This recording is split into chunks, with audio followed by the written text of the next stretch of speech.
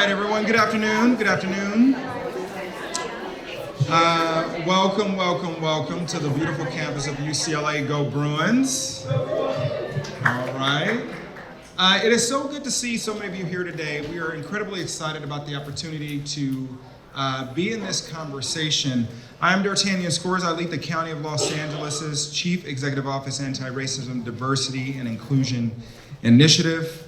And I'm incredibly excited to have an opportunity to be in this conversation today to understand how identity-based hate and violence occurs here in the county, and more specifically to focus on the ways in which online hate and hate perpetration affects so many of us. Now, for those of you who are not familiar with the Anti-Racism, Diversity, and Inclusion Initiative, it was created in July of 2020 after the death of George Floyd, where the Los Angeles County Board of Supervisors created a board-directed priority, which is an initiative in the county. It's essentially an organizational unit that's housed within the Chief Executive Office to help articulate and advance an anti-racism policy agenda. And for those of us who are not familiar with anti-racism, it's really about proactively identifying and eliminating racism, hate, and all of the forms of bias that many of our organizations and communities might face. And in doing so, the board established a very clear policy approach to ensure that the county and our region more broadly takes these issues on. ARDI, as we are known, really focuses on a few primary areas, and that's to help folk in the county and throughout our region understand how to build capacity to do this work. So we provide a lot of training, technical assistance and support for our county departments and local government agencies, as well as through partnerships with a whole host of community-based organizations. We provide data collection and analysis, reporting, so that's really performance management and accountability, looking specifically at the ways in which data can influence and shape how we tell the story about what's going on in the county. We're providing for technical assistance and planning. And so as I mentioned earlier, we look specifically at the ways in which strategy or the ways in which we go about meeting our goals can help shape the world around us. We also have equity-infused resourcing and programming. So that's matching and mirroring how the county uses its resources to close gaps in life outcomes, to ultimately allocate our resources in ways that meet the needs of people who are who are facing significant negative life outcomes. We engage folk in community to ensure that folk with lived experience, or that the voice of those we aim to serve are at the decision-making table, that we are co-governing in ways that are meaningful for folk in community, and then also policy analysis and development. Really, as a policy shop, ARDI is deeply committed to helping drive policy change both within our county departments, but also throughout the entire region. For those of you who may not be familiar with ARDI, we were the team that helped to bring about Bruce's Beach, which was the first time in 100 years a Black family's land was returned. It was a form of restitution to address the historical harms that emerged from racial animus right next door here in Manhattan Beach.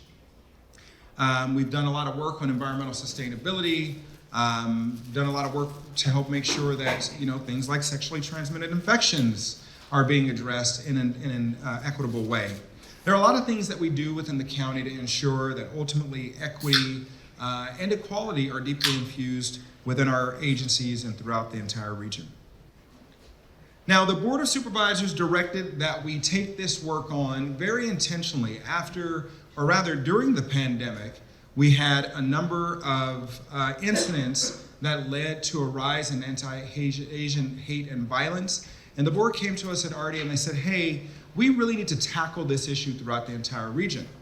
And so what they did in 2021 is they directed, I was here about 6 months, by the way, and so I just moved to the county. They had directed us to take on an effort to really understand sort of what were the root causes leading to the rise in anti-Asian hate and violence. And many of you know at the time, there was a lot of political rhetoric around the origin of the virus, and that had led to an increased level of hate and violent incidents in and throughout the region. We partnered with a number of community-based organizations to put forward a set of recommendations, which also led to the development of and creation of an equity and diversity fund. that has basically funded today. And so I want to thank our County Board of Supervisors for investing in this work. Since then, the board has said, take on anti-LGBTQ plus hate. And fortunately, they had the foresight of creating our LGBTQ plus commission here in the county, which is led by one of our executive directors here today.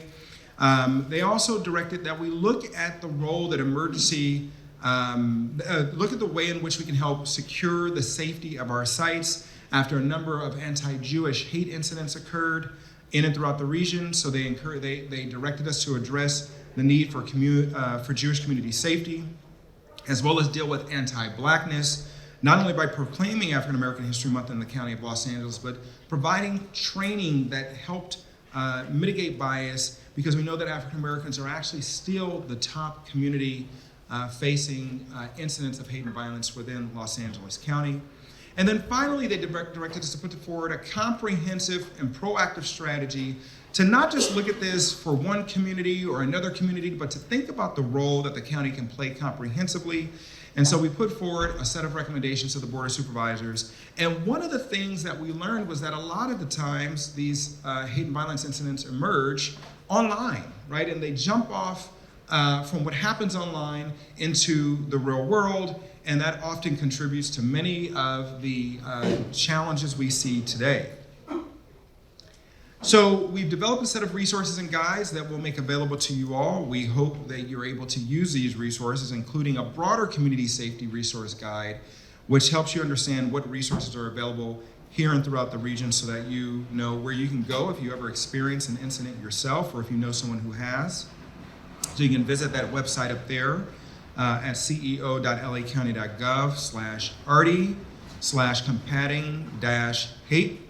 And then we created a Jewish community safety resource guide and a community sensitive site safety blueprint. What I really like about the site safety blueprint is that it helps you think about how to harden your sites. It helps you think about all the sort of factors that you need to consider when you're hosting an event. Some of this work came out of an incident that one of our supervisors, your supervisor here for UCLA, Supervisor Lindsay Horvath, experienced when she went to an event honoring the trans community at a San Fernando Valley library. There are a number of people that had organized online.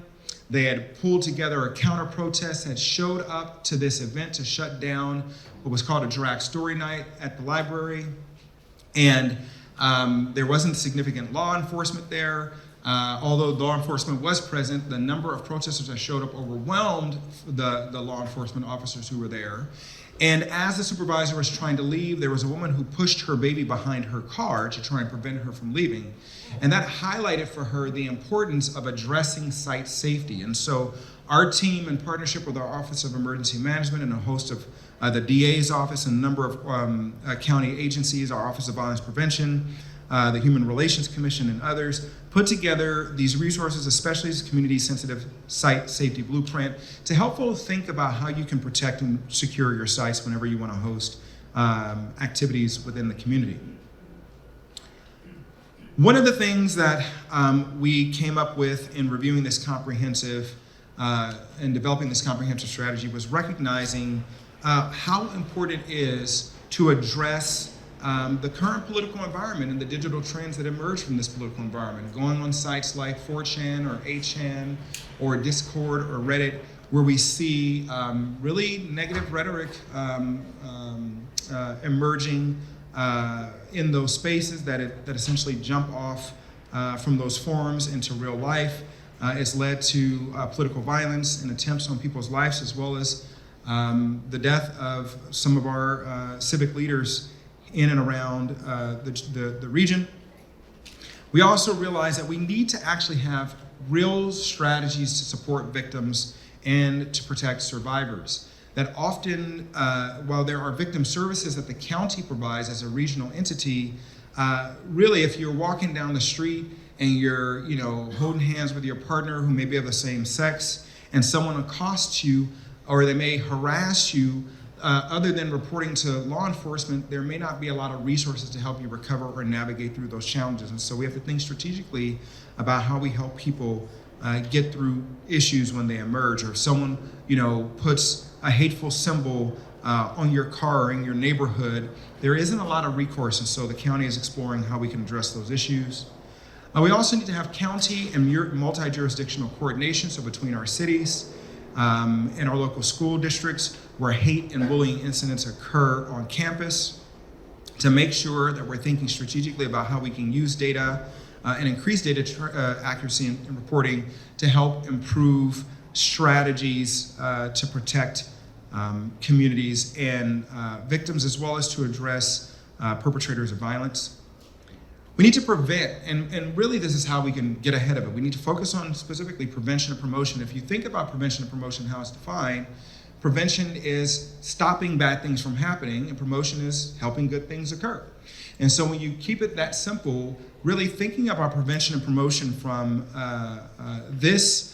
in this domain helps us consider what we can do to help bring people together, right? Build a sense of connection in our communities, but to also make sure that we are providing targeted programs and services in schools, anti-bully training, where we're helping to, teach people about, trans rights, right? There are a lot of things that we can actually do to help advance a prevention and promotion agenda in and throughout our region. Teaching people how to engage in dialogue across difference, et cetera.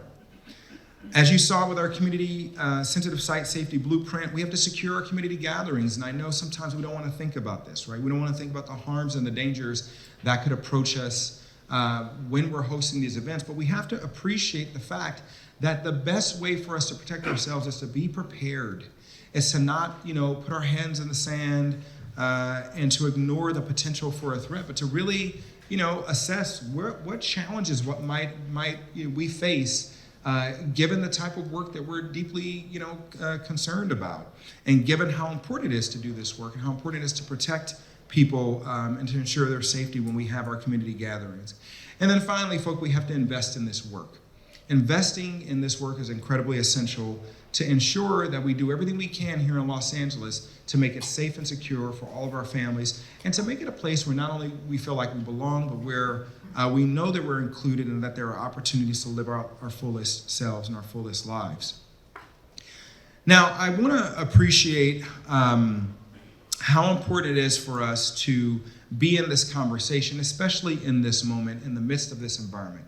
Often, folk have said, we should go down, we should be quiet, we shouldn't say anything, but this is the time more than ever where we really need to stand up for what's right. We have to do what's right by each other and build a community here in Los Angeles that takes care of one another amidst all of the challenges we see happening across the country, but also those that are occurring and in many ways self-made, happening really at the federal level. And so we've been having this conversation. I want to thank our friends at Badari for their incredible work, David Myers, Amelia, Maya, and their team, for being our incredible partners, along with the researchers that have been involved in helping to not only educate folk in our county workforce about what the landscape of online hate has been, or social media and the relationship between identity-based hate and violence in youth, or even understand how perpetrators of hate think and how they, in many ways, engage with our communities or may try and commit harm with our communities, to really help us understand all of that so that we can ultimately address these challenges. And today, in the fourth series of this identity-based hate and violence training effort, we're happy to welcome you to this symposium.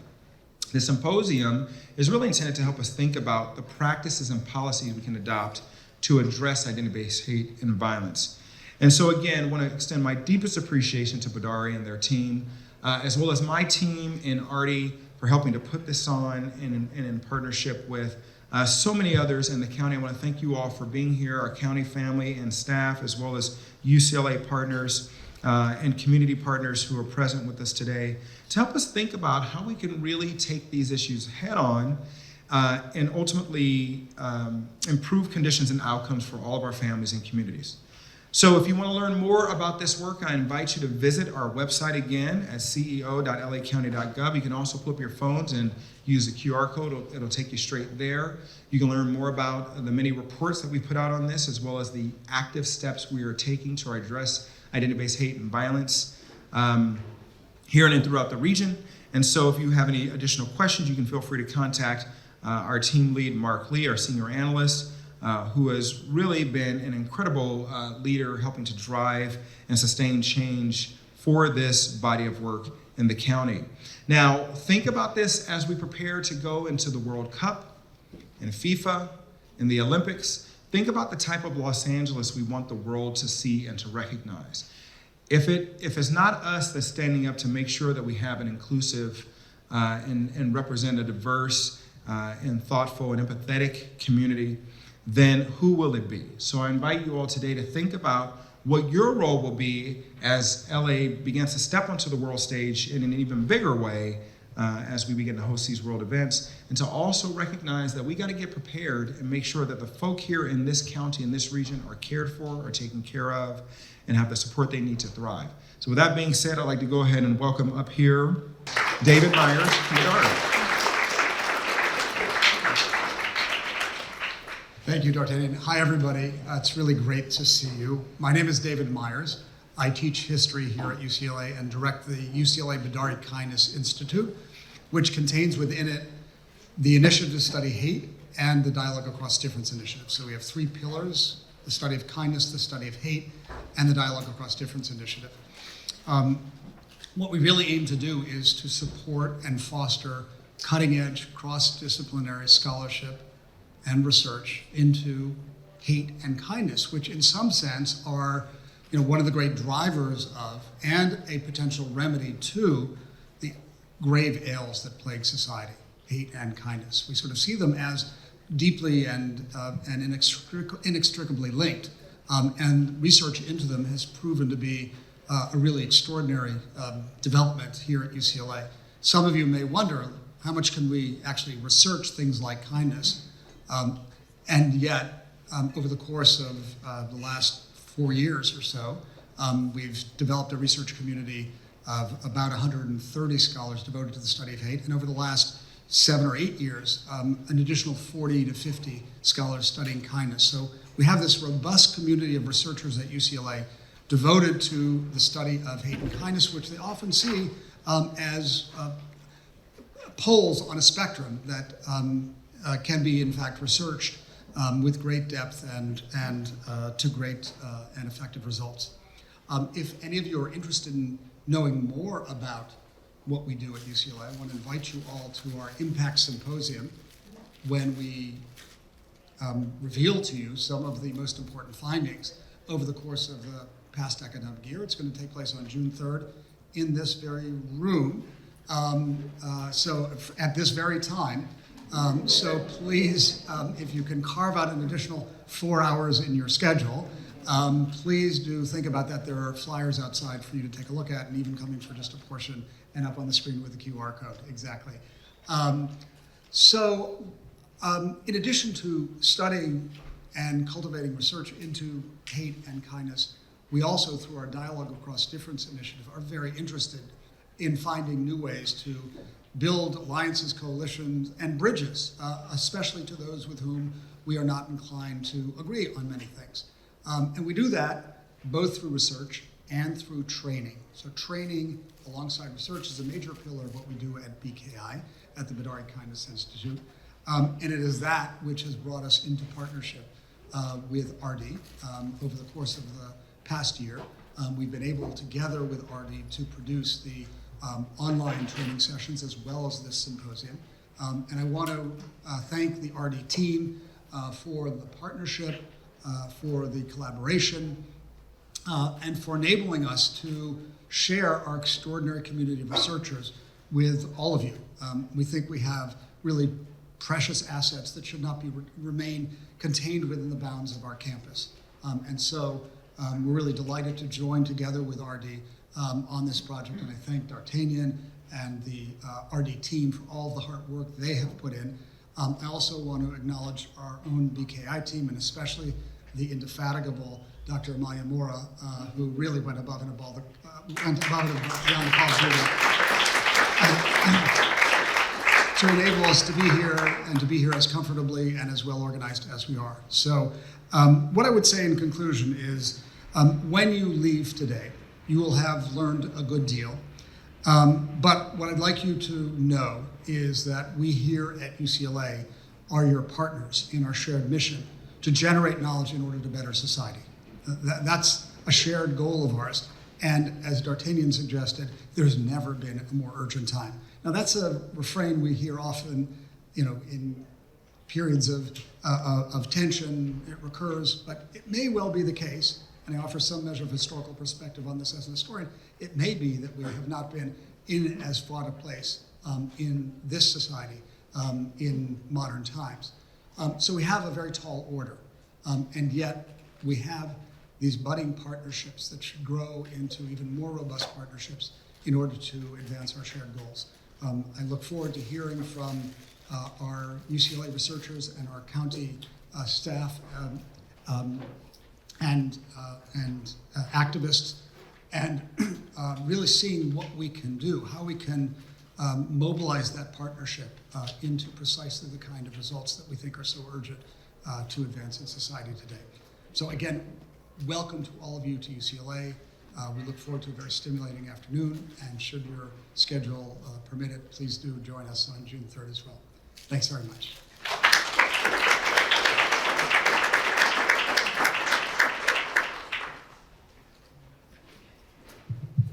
Hi, thanks, David. So I'm Amalia Mora, and I'm the research manager for the Bajari Kindness Institute and the Initiative to Study Hate. And I'm also the, to my own surprise, Zoom operator for the day. So give me one moment. Okay, so now we're going to start with a round. I know that many of you attended the trainings online, and some of you have watched the recordings, but for those of you who haven't, we're going to do a kind of lightning round wherein 3 people from each team is going to do a 10-minute summary of the 1 hour each training. So so get ready. And so first up we have Professor Ceci Cruz, who is going to talk about the overall landscape of online hate. Hi, everyone. Thank you for having me today, and apologies that I'm joining remotely. Today, I'm going to be summarizing our first training session on the psychology of online negativity, the technology of these AI tools for hate detection, and the social dynamics that pull all these things together. So the first part of our training was done by Stuart Soroka, who's a professor at UCLA, and he laid the psychological foundation. The idea that humans are essentially wired to pay more attention to negative content more than positive content. And that's something that shows up in psychological experiments across multiple countries. It shows up in the patterns of how we consume our news. It even shows up in what we click on, even when we say that we prefer to watch more positive content, right? But here's the thing, the message that Stuart was telling is that this is actually something that predates social media. Like this bias that human beings have for negativity is something that happened even before Facebook and social media started leveraging it. But what social media does is that it exploits this bias and it amplifies it with these algorithms. And so the idea for him is that it also points us in a promising direction for how to address it. Because one finding in the literature is that online interactions, the more they become more personal, the content sends a trend positive, right? And so this idea that we can essentially use the same mechanisms that pull people towards negativity to see if we can promote positive content and pull people in the opposite direction. And our next presenter in our training was Sadia Gabriel, you'll see in the panel right after this one. And what Professor Gabriel showed us is why this automated moderation is necessary and how we can make it better. For starters, human moderators simply cannot keep up with the volume of hate and other inappropriate postings online, and the toll on humans to have to see this kind of content is actually severe. And so we need AI, and we need these AI tools. But what Sadia points out is that the current tools still fail in very predictable ways. They miss things like coded language. They even things like they carry racial bias from the data and the material that they're trained on. And importantly, the AI tools can't read context as well as a human being can. And so these off-the-shelf tools systematically underperform on content targeting, especially for these specific communities that might be targeted with hate in the first place. And for Sadia, the fix is a centerpiece of our research, and that's how to integrate community input into the technology. The training moderation systems at having annotators from the community essentially improve and help train the content moderation tools, improves accuracy meaningfully. The context doesn't just improve the processes of moderation, it's actually something that we can think about improving the underlying technology as well. And so where this all fits in is, Stuart starts with the psychology and the sort of negativity bias. That's the starting point for a lot of why hate takes hold. Sadia, of course, talks about the technology, why detection is hard and how we can make it better. And my piece is the social dimension. Why do people join communities of hate in the first place? What keeps them there? And what that implies for how we can address it. And so the key claim that I'm emphasizing in my part of the training is the idea that hate is social way before it's ideological. People join hate communities for things like belonging and validation and status. And in a lot of times, the hateful content is almost just performative. It's a signal for loyalty or a bid for recognition. Sometimes it's not even all that ideological. And so that also changes how we think about responses. If we think about content moderation and platform initiatives as something that is addressing the symptoms and the spread of hate, it addresses the output, but it doesn't address the underlying need that drives it to begin with. And so we want to think about it more like quarantine, slowing the spread, but then we also need tools to address the causes and underlying drive that people have to join these communities to begin with. And here, the relational approaches really shift the focus from individuals to communities. We want to think about what norms are there for, like how we want to relate to each other. We want to build ways that we can have alternative communities of belonging. We even want to see if there's ways to reduce the social rewards that can sustain hate expression. Right? If we can make it something that is uncool or uninteresting, then we're reducing the incentives of people to participate in those communities. We also have evidence that elements of this relational approach work across a number of different contexts. And the idea that looking forward, we can build interventions around these shared norms and community resilience to hate, rather than just thinking about it as an individual level problem all the time. And so if we think about all three lines of work really point to the same type of layered response. Design platforms that redirect negativity bias. Like how can we leverage the natural psychological tendencies of human beings? How can we leverage that towards more constructive engagement? Stuart points to things like increasing personalized interactions as one particular vehicle. For Sadia, the idea that we can build AI tools that can do this content moderation in a way that's both community informed and context aware, right? And then from my side of the presentation, investing in the social conditions that can make these hate ecosystems less attractive in the first place. We can think about them as working together, but at different levels of the same problem. And a way to, like a unified framework for thinking about how to make our programs and our interventions stronger. So some 3 things for us to think about today. If I can kick off our discussions with some things for everybody to keep in mind. The first is that negativity bias is a feature of human psychology, right? But it's not necessarily a platform glitch or something that social media created. And so what we want is to sort of think about it as something that's normal and we design around it. And so we want to think about programs that create spaces for more interpersonal and more constructive engagement, because those are the things that can pull the mechanisms in the other direction towards more positive content. The second is that AI moderation is really only as good as the community context behind it. And here's where LA County has a lot of resources to be able to make this better. There's a lot of partnerships with community organizations. We've got dense, organized local knowledge. And creating these channels and mechanisms for community organizations and platform moderation efforts to work together doesn't just improve these processes, but it actually makes the technology work better. And third is investing in the offline communities, the social infrastructure of the online communities. People join these hate ecosystems to have community and validation and status. And actually, it's not primarily about ideology.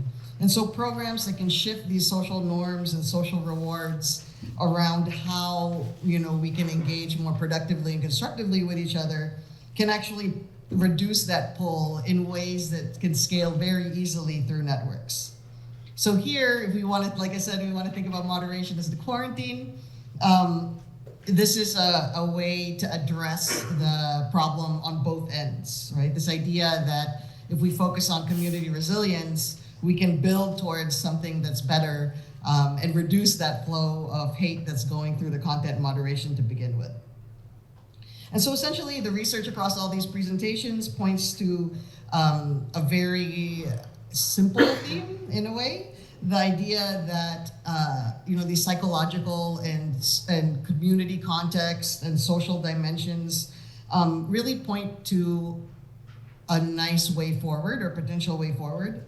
And that's the fact that the problem is social much more than it's technological in a lot of ways. And so our responses have to match in the same way. So thank you again. That is our summary of our training session, and I will hand it off to training teams 2 and 3. Okay, my name is Christine Ong. I'm a researcher here in the School of Education and Information Studies and part of an do I need to be closer? All right. And part of a study called SMASH, Social Media and the Spread of Hate, funded through the initiative. And I had the pleasure with my colleagues, Catherine Heather, Josh Getz, of leading Training 2, which is about youth, social media, and identity-based hate and violence. So here we go. And through our session, through our session we asked a lot of questions. The first one being to make sure we're on the same page. What do we mean by social media? Because there are a lot of different conceptions out there. So we followed the American Psychological Association definition, and they make clear that there are opportunities within social media to make connection, to build identity. So there are positives, but there are also potential risks. And that's what we're going to focus on. So I just wanted to acknowledge that. In their words, there are charms and harms for youth related to social media. And perhaps you have an adolescent at home or remember your own adolescence. It's a time of rapid growth. What Ceci said, the need for belonging, validation, those are very strong at this age. And combining that with social media and its features, it's complicated. So there are a whole host of risks that have been associated with youth and social media. This is somewhat comprehensive, but there's perhaps even more out there. Things like cyberbullying, self-harm, exposure to hate speech or extremist content, all sorts of things that have been connected in the research in different ways. So we're just taking a very broad brush and look into the field. One way to think about this and think about risk are different buckets. We talked about this. Some researchers have envisioned that there are kind of 3 broad buckets of risk. One relates to youth encountering hateful or inappropriate content. The other, that youth make contact or risky interactions out there, whether it be a predator or other misinformation, those types of things. And then finally, that youth engage in hateful and inappropriate conduct themselves. They're the cyberbully. They're the ones spreading the hate. Maybe they're the one taking up the challenge and not being able to resist their impulses. So we're really fortunate to have Catherine help us dig a little deeper into a case study of what it feels like, sounds like, looks like to be on social media. From the SMASH work, we know we survey students, or students answer questions within school assemblies about their social media use. So we know from them that upwards of 78% say that they spend or report spending 3 hours or more on social media a day. That's a lot of time. What does it look like? Even if I'm on TikTok, my TikTok might look very different than some of the youth opportunities. So, and Catherine made clear that social media and TikTok, different platforms like TikTok, have certain affordances or ways that they engage. And so if we think about TikTok in particular, it's multimodal. So there are sounds, images, symbols, text, talk, all sorts of things mixed together. And it's really quite powerful, engaging, and also allows for hate to spread pretty quickly. So she gave some examples, and we can talk about this more later on today. But for example, there are implicit or coded references to hate. If you watch the video, you'll be able to see these examples in real time. But ways that codes, whether it be symbols or even songs, might connect to something like, for instance, the song Erica and anti-Semitic content. Not everyone will know it. It might elude content moderation, but the message is being sent. Then there are more direct or explicit examples, and one being, she gave the example of a Kanye West song that glorified Hitler, and even though the song was removed fairly quickly, the vibe was really catchy, and so it's been spread millions of times, added as a layer onto other videos, reels, things that people are able to send out. So it's very hard to stop. We also asked the question or wondered, well, how often or what's the prevalence of encountering some of these risks and harms? And again, we're high up in the sky, giving some very broad trends. And what are youth talking about, or what do they say? Oh, ooh, I forgot something here. So one thing I wanted to say is that, just to throw out some examples, in general, youth are reporting that they're encountering hateful content pretty regularly. From the SMASH study, 8 in 10 say they've seen hate speech in the last month.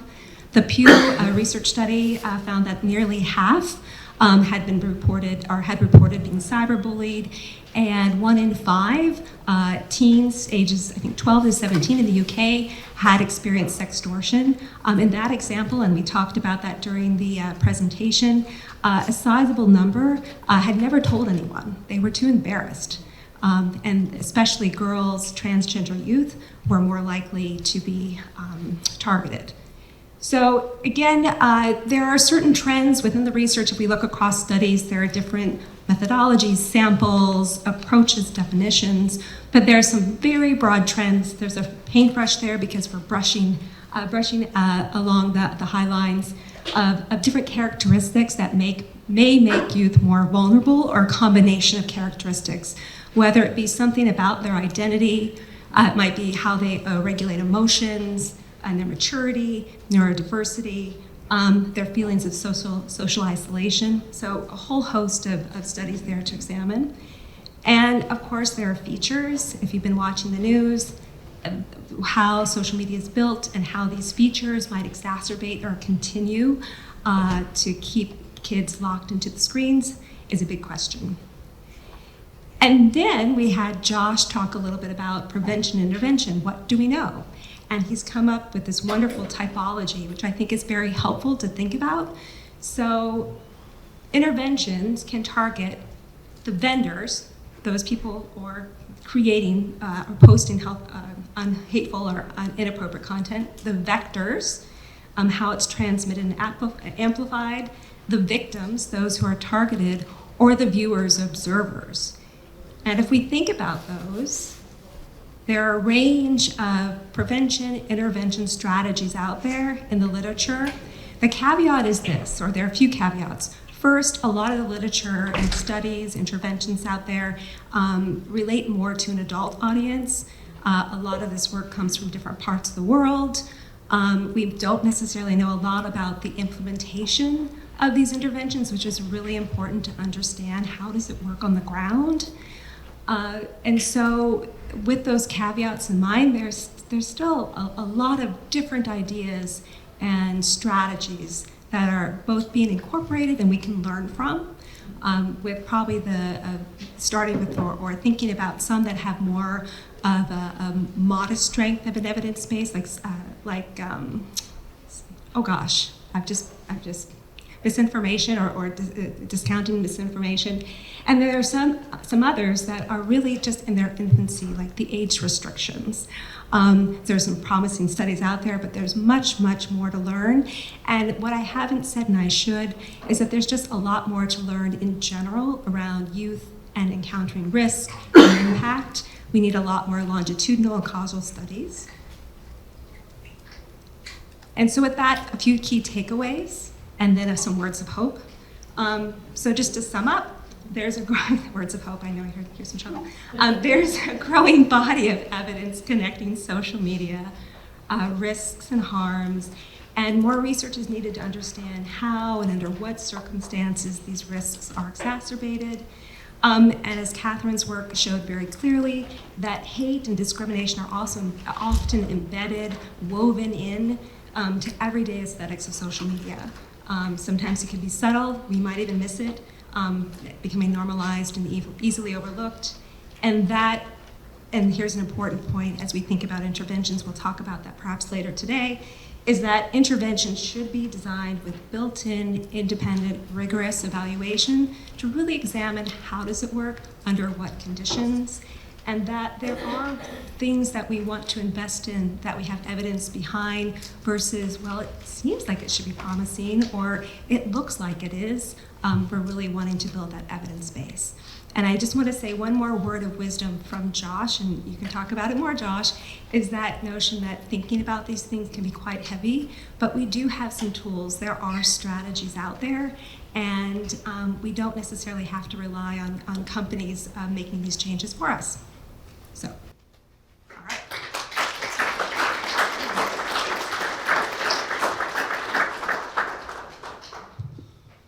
All right, thanks so much, Christine. Can people hear me? It's always hard to adjust the height and whatnot. Also, I wish I could tell you this Band-Aid comes from a back alley fight with the forces of hate.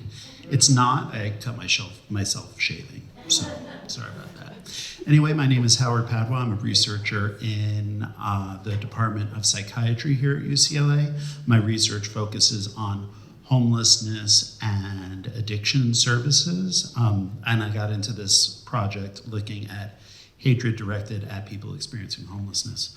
And something that's notable, thinking about what Christine just said, is about how the technology changes, and it's kind of a game of whack-a-mole. And it makes me reflect back in, I think it was 2018, I heard a story on the radio about this strange thing called TikTok, and how they said, oh, this is coming, and this is the new thing that the kids are on. And I was like, and then I looked at it, and I was like, who on earth could watch this crap? And here we are 8 years later, and it's the world. So I think it's something to keep in mind that as we think about these platforms, it's ever changing. So in addition to keeping up with the technology, the surveillance, et cetera, we also need to think about how we approach these issues. With that said, I had the privilege of presenting with Dr. Fessler, Dr. Luft, and Dr. Panofsky, all of whom were here. My apologies in advance if I misrepresent or get anything wrong in my summary, but we are lucky to have them here so we can correct anything if we need to. So, first of all, why do we hate? I know, easy question, right? So, first of all, it's important to remember that hate, while we don't like it, it is natural. If you look at most species, Dr. Fessler, as an anthropologist, can tell us, cooperation with non-kin is pretty rare, but it's ubiquitous in humans. So we're really much more the exception in nature than the norm. And the reasons for this is, we needed it for survival. So it's important to keep this in mind just when we think of hatred and thinking about not liking the outer group. There are strong natural forces that kind of wire us this way. Thinking about what it was like when we were hunter-gatherers, we were much more likely to survive if we cooperated. It's beneficial to have allies, so that's why we have the kind of society we have. But But the flip side of having an in is it also means you have to have an outside. To be one of us, there also has to be some who are not us. So if we think about this, we're certainly strongly motivated to belong to a group, but a lot of what it means to belong to a group means to have a heightened sense of who does not belong, who is not one of us. And often that could lead to perceived conflict, sense that there's an opposition of interest with that. And the mechanisms that can be activated by this are very real, evolutionary. Think about fear of heights, fear of snakes, fear of spiders. I myself am having tremendous anxiety looking at the spider on the screen right now because of how I've evolved. So understanding that these are certain things in the way we're hardwired that kind of emphasize when we have these negative feelings or feelings of fear. And it's particularly when we think about the risk of a false positive versus a false negative. So for example, when you hear a smoke alarm, you could say, it's just a smoke alarm, I can take it. But we also know that we don't want to die in a fire, so we're more likely to go outside. Similarly, we tend to emphasize and believe more and act on the fear of the negative. So how can hate go beyond just emotions? And this is where Dr. Luff's work comes in. A few things to keep in mind, because I think we often have these cartoonish understandings of hate and identity, what it is based on, extreme hate groups and things like that. But one thing to think about is that extremists really are in the minority. Even if they claim to speak for everyone, they really, really are in the minority. So if you look even, for example, the Nazi Party at the height of its power, never even had half the vote. It was more like a third of the vote. So understanding that while they claim to speak for everyone, the forces of hate often do not. We also know that participation in what we think of as hateful activity, particularly in the form of violence, doesn't necessarily align with hateful conviction or belief in these things.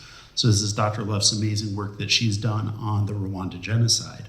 A lot of things can lead to what we would think of as hateful action as manifested by violence that aren't necessarily deep-seated hate per se. Things like economic inequality, top-down pressure, social pressure, cognitive adaptation. All of these things lead to me perhaps deciding to participate in what would look like a hate-based activity or not.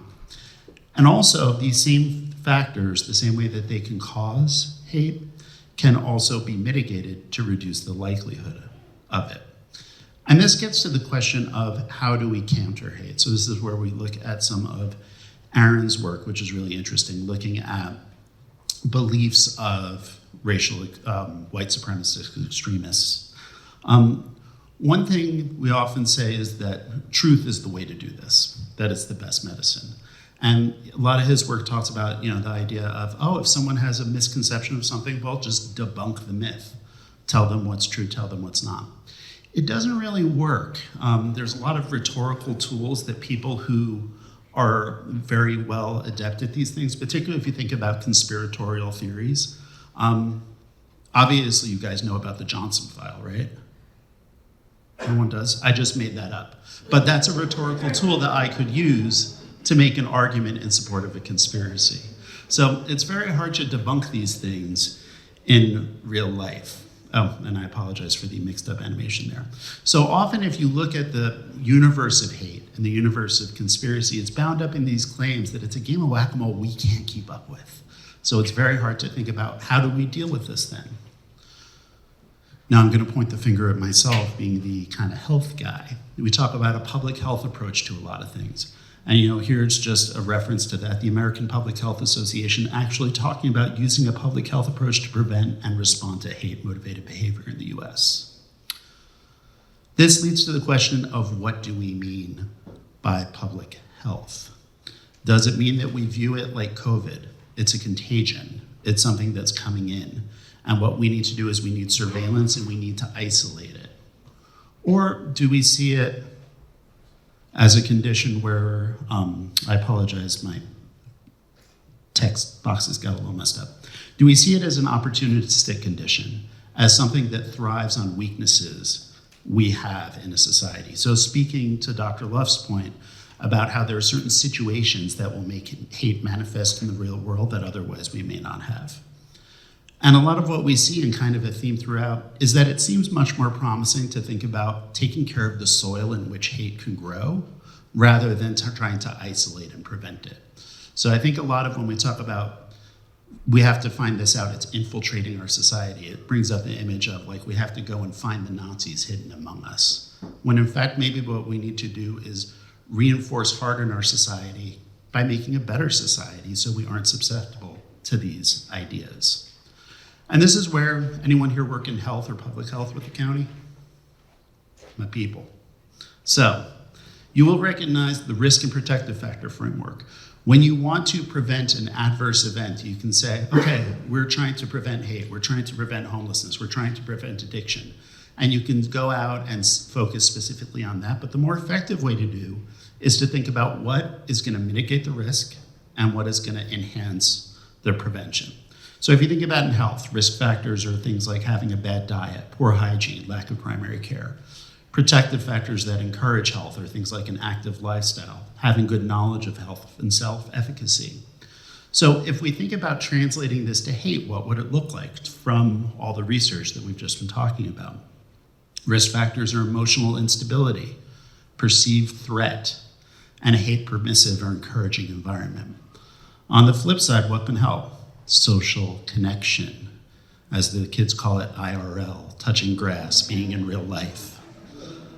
Empathy, and having safe and stable environments. Aaron had a really great example.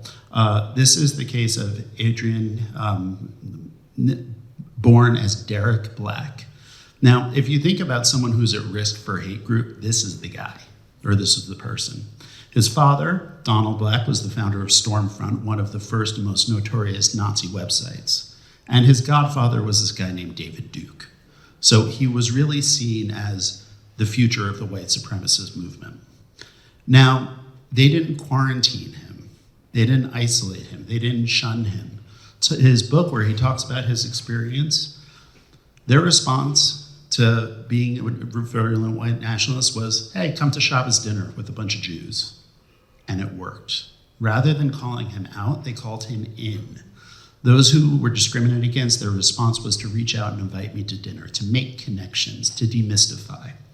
Having space to have conversations that change beliefs. And it highlights the role that really, connection is the key. It's not ostracization. There's a saying in the addictions that the opposite of addiction isn't sobriety, it's connection. And I think that we see, and we, as a theme through a lot of this work, the opposite of hatred as well really can be connection. So what else can we do? Well, we can mitigate the risk factors. We strengthen the community and opportunities for real life social interactions outside of digital spaces that, as we saw, tend to promote asocial or antisocial behavior. We develop civic and cultural infrastructure. And the good news is who develops civic and cultural infrastructure? The county. The county are the people who do this. They have the capacity, they have the connections, and really it's what you all do. So what's the best way to fight hate? Is to do what you do as the county. And really a lot of what we can think of is just how we can help steer things in that direction a little more in a way informed by the research. So that's it for me, and I'll hand it back to Amalia.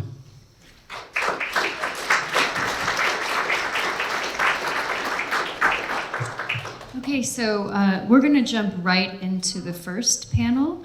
So we're going to hear from one of our researchers who participated in the training on online hate, Dr. Sadia Gabriel, and we're also going to hear from several LA County staff. Mark is going to introduce them, and Mark is also going to be the moderator for the panel. So welcome, Mark. So I have the pleasure of introducing and moderating our next session, which is going to be a panel on online hate and social media. So my name is Mark Lee. I use he, they pronouns, and I'm a senior analyst with the RD Initiative. Our first panel today, as I mentioned, is going to be a follow-up to the first two presentations that you heard. And we're really excited to have a diverse group of panelists to shed light on how these issues are impacting residents and young people in LA County, as well as county departments that serve them. On the very left, we have Jessica Brown. She serves as the LGBTQ+ program manager at the County of Los Angeles Department of Children and Family Services. Jessica supports all LGBTQ+ youth and their families in the county's foster care system, including connections to wraparound services in partnership with various county departments and community-based organizations. Welcome, Jessica.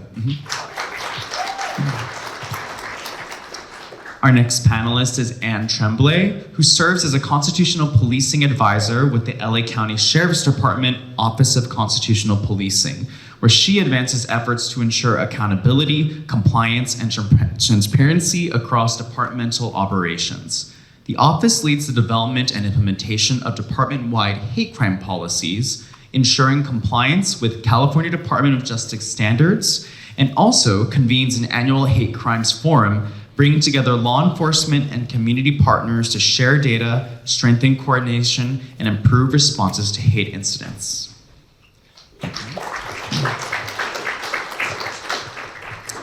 I'm excited to introduce our next panelist. Melissa Lima Preciado is a fourth-year undergraduate majoring in political science and public affairs here at UCLA, where she is actively involved as a student leader facilitating student engagement across diverse student communities. Today, Melissa brings a student and young person-centered perspective on how online discourse and misinformation can shape campus climate and intergroup relations.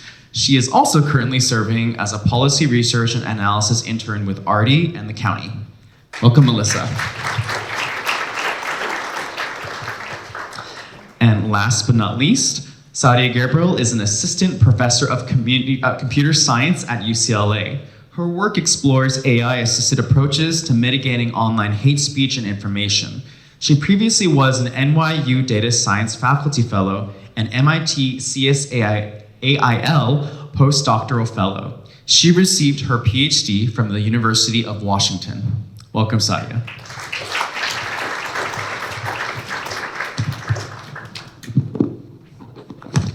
So our first question for each of our panelists is, to ground our discussion, can each of you briefly share what you're seeing in your field when it comes to online hate and identity-based violence, and why this issue matters to you right now?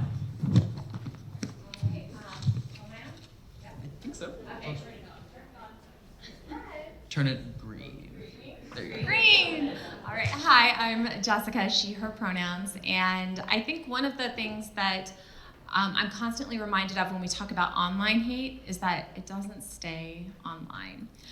When we're talking about, I work very closely with our LGBTQ plus foster youth, young folks that are involved in the child welfare system and in the community in general. The online hate, they're experiencing it not only when they're online, when they turn that computer off or turn their phone off, they're experiencing many of those same impacts in their placements with their families and how it shows up in their family dynamics. What's happening at school, whether they feel safe going to the doctor, whether they feel safe showing up at school every day.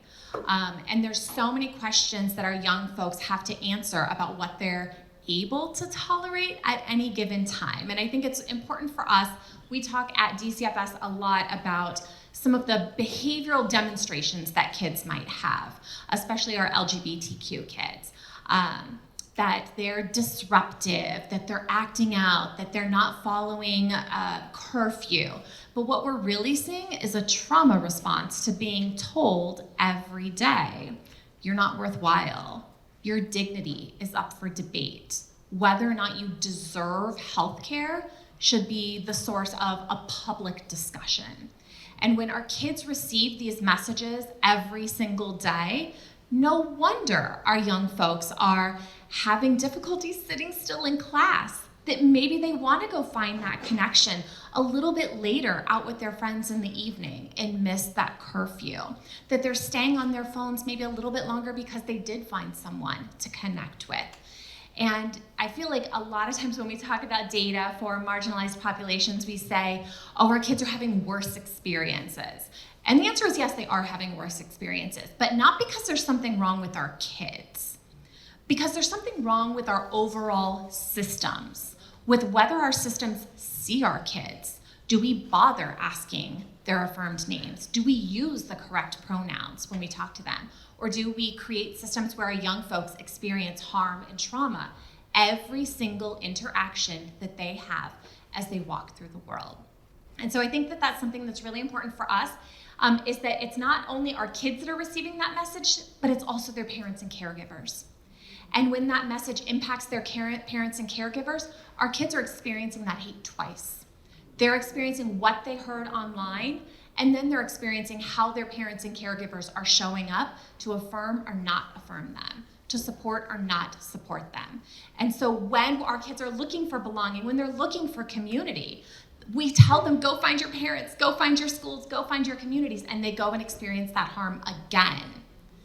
It really creates deep-seated traumas for our young folks, and that's something that we all really need to be mindful of. Me? Okay. Good afternoon, everyone. I first just want to say I'm really privileged to be here on behalf of Sheriff Luna and the whole Los Angeles County Sheriff's Department. As you've probably figured out, I'm not a sworn member of the department. I'm an attorney by training.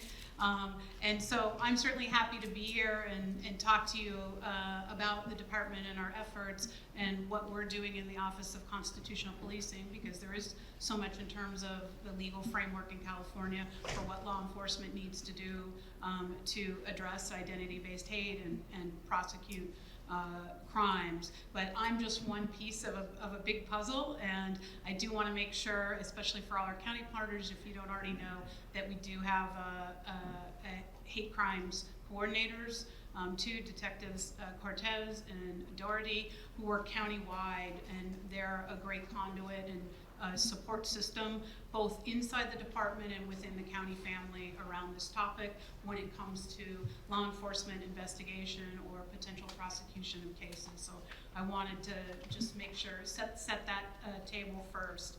I think of the things we're seeing, I don't think it's going to be a surprise to anybody in here, especially based on the summaries of the prior events, and I know many of you attended those, right? That we are seeing, especially when it comes to young people, that in person, in real life, crimes against young people are often starting online, right? So the build up to what ends up being a criminal act against a young person has its origins in online bullying or behavior that occurs online. So there is a nexus to what we're seeing for both perpetration and victimization by juveniles of it beginning online.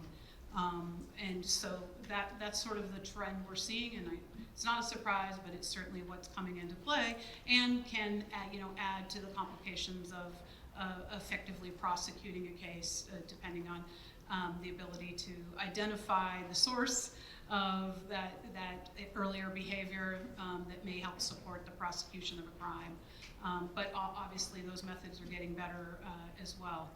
And I think that's it for the moment. It's supposed to be green, right? Yes. Okay. Okay, there, she's great.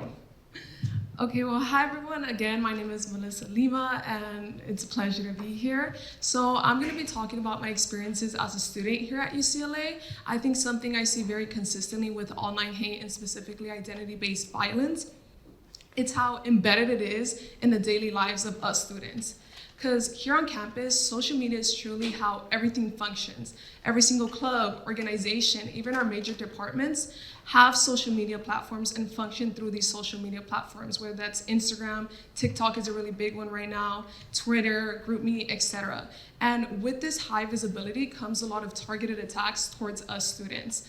And I'm not just genuinely speaking about like negative comments that are floating around online, but actual targeted attacks. We get comments, messages that are targeting specifically our identities, whether that's our race, our gender, our sexuality, or making fun of the things that we're simply just advocating for. So I think something that I really want to highlight is the normalization that is on campus in terms of this environment. I think people are getting a little too comfortable with spreading so much hate online just solely because it's behind a screen. And unfortunately, I think a lot of students are also becoming accustomed to having to take this hate and seeing it as something that's just part of a daily routine when it shouldn't be that way. And so I think that this is very important to me because I think people need to learn how to distinguish that there's really no separation between the life us students have online as well as offline, because it's very intertwined and it's very embedded like within each other, because the hate and violence that's behind these screens don't stay confined behind the screens, but they find ways to physically infiltrate our communities. And so then this becomes a problem because we see how this affects the way students are participating in organizations, the way we interact with each other, whether or not we feel safe to be on campus, whether we feel safe to even speak up in class, and most importantly, whether we feel safe to continue engaging in advocacy when we have so much hate just going around online and eventually in our physical communities.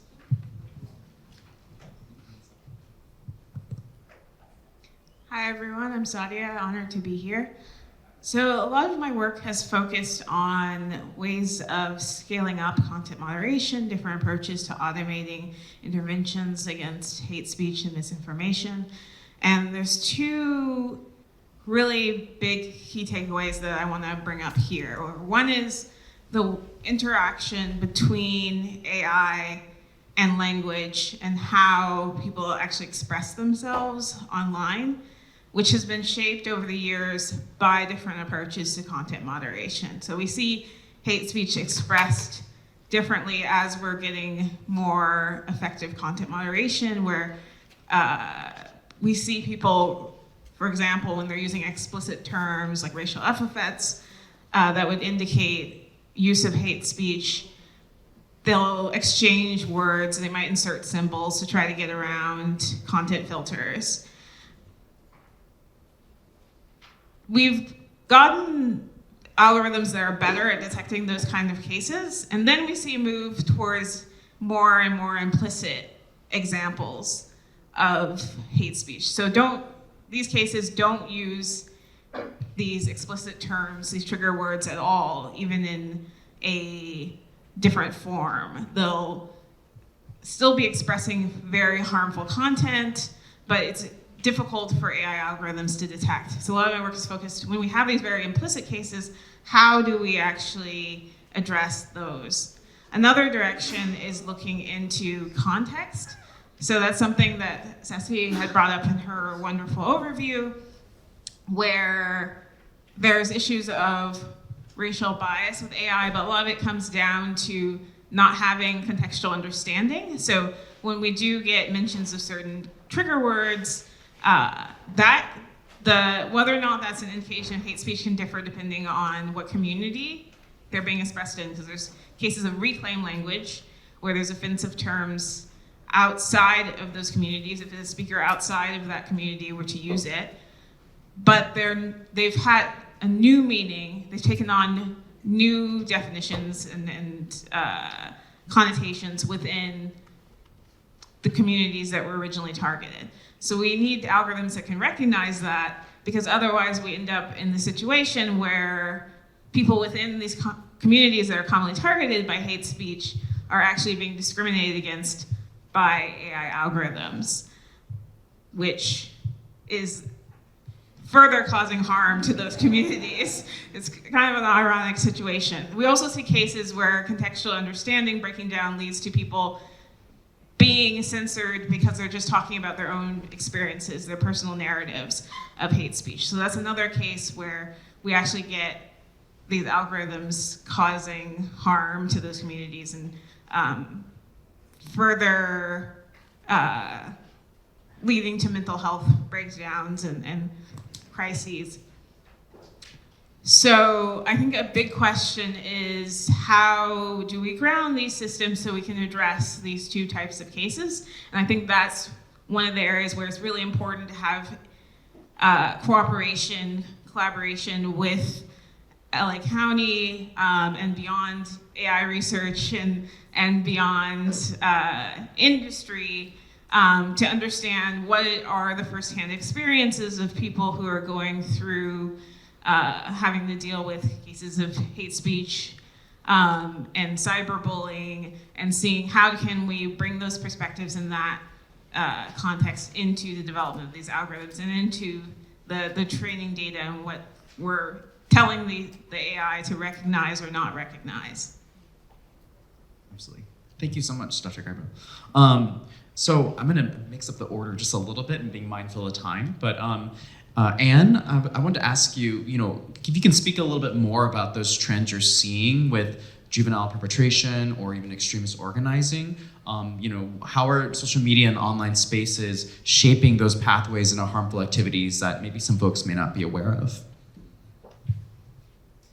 Well, I think they probably are aware of it, because I don't think it's anything, it's not anything too unusual, unfortunately, now of what we're seeing. It's certainly the mainstream social media type sites are and can be used to recruit or educate or miseducate folks, to recruit them into a more formal hate type organization, that sort of thing, to sort of groom or inculcate them into identity-based hate. I think as you heard earlier, or those of you that were here for earlier sessions, right, that what the research shows, it may not be the ideology that's bringing someone in, but the impact of having a community and having that connection if they don't have that otherwise.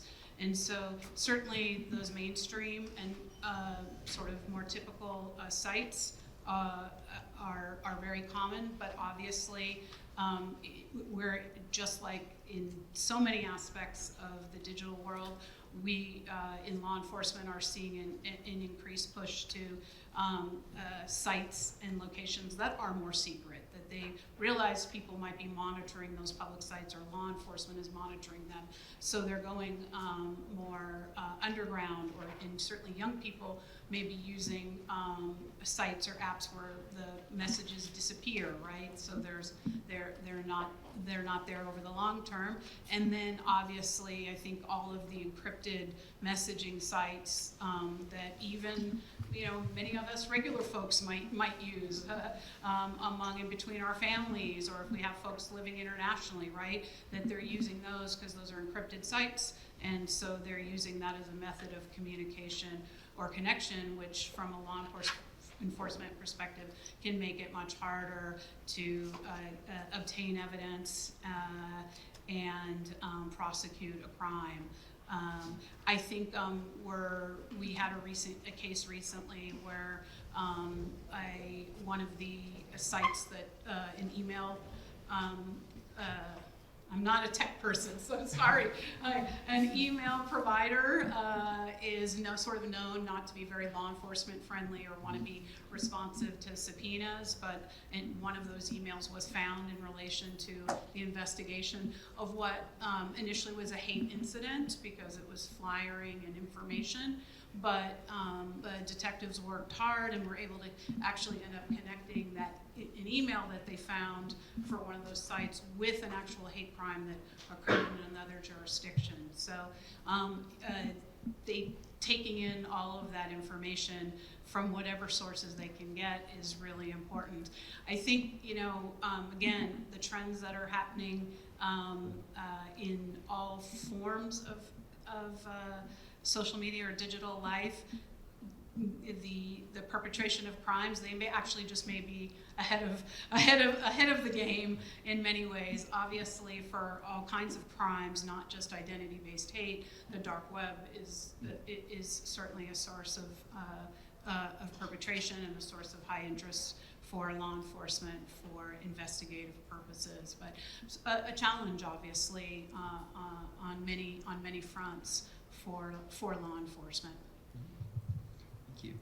And Melissa, from your perspective, how does this online hate impact the campus climate here, intergroup relations, and mental health? Okay, well, personally, from a youth and student perspective, I think, just to reiterate what I said before, online hate is just so deeply embedded in our campus, in our life. It's something we see every single day. And I think, when you think back, a bit older generations, their campuses may have felt a little bit more contained and there was that sense of privacy. But our campus nowadays, it's just always feels like it's very exposed to the outside world because of social media. So I think in terms of specifically campus climate, online hate creates an environment where students oftentimes, we don't feel safe, very tense, and it's definitely very unpredictable because from one day to another, you could just see something randomly go on social media and online, and then hate is a result of that. And so, for instance, I'm currently a part of the Political Science Council, and we actually provide resources to students navigating college life. And even when we advertise events, not politically affiliated or what, not even with something that someone would call controversial, and somehow we still receive messages and hates derived from that post. And so I think it's really important to just understand that because of this online hate, there's constant disruptions to our environments here on campus, making it very hard to create environments that are supportive, uplifting, and just environments where we students feel safe. And now in terms of intergroup relations, correct? Okay. In terms of intergroup relations, something I see online a lot is false narratives being created, and then they're pitting certain identities against each other, and that's reflecting in the way that we interact here on campus. And sometimes it could be very frustrating because the people that are commenting in these posts and creating these narratives most of the times aren't even affiliated to UCLA. There are people that are part of different states, different age groups. And I think what's really frustrating is that a lot of these individuals don't have the context of the UCLA campus, nor background to the communities they're affecting here at UCLA. And so, yeah, I think that's one of the things that's just extremely frustrating, because it's like these strangers, social media is giving them the ability to come in and actually ruin relationships on campus. And in terms of mental health, well, where can I even start? I just feel like us students, we're already stressed out, we already lack sleep, we already have heightened anxiety, and just all of this online hate on social media just triples it. For instance, I actually had a friend, last week he spoke up during a student council meeting about an event that could potentially harm students of a certain identity, and word actually got out of this, and he received so much online hate. And as a Latinx gay man, a lot of this hate revolved around homophobia and just racist. He was receiving death threats. He was being told that ICE was gonna be called on him, that ICE was gonna be called and deport his family. His email address was leaked, his phone number, his home address was even leaked. And to even tell you guys that he received death threats on LinkedIn, which is supposed to be a professional platform, and you would think that like it wouldn't happen there, but it does. And so I personally see how this affected him. It took a really big toll on him. His anxiety heightened, he wasn't sleeping, he wasn't eating, and he actually had to even take therapy. So the reason why I'm sharing this experience with you guys is because this isn't just a one-time thing, but the reality that so many students here at UCLA are experiencing. For the next question, in response to that almost, what are some early warning signs, Sadia, that online hate or misinformation may be escalating? Are there ways that we can interrupt, and what should individuals do when they see this?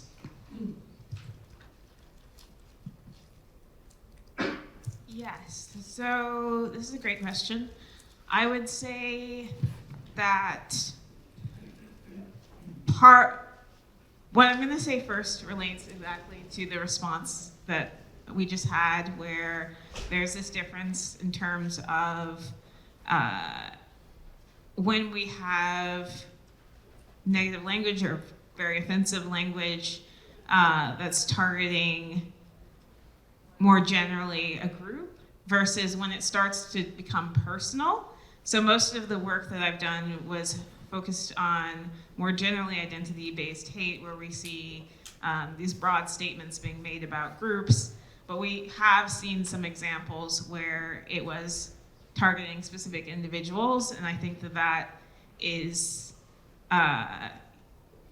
particularly of a concern because it introduces this familiarity, and there's potential for that person to be directly at risk outside of these digital spaces. So that's definitely something that we want to make sure that we're flagging. I would say, additionally to that, there's this aspect of it being social.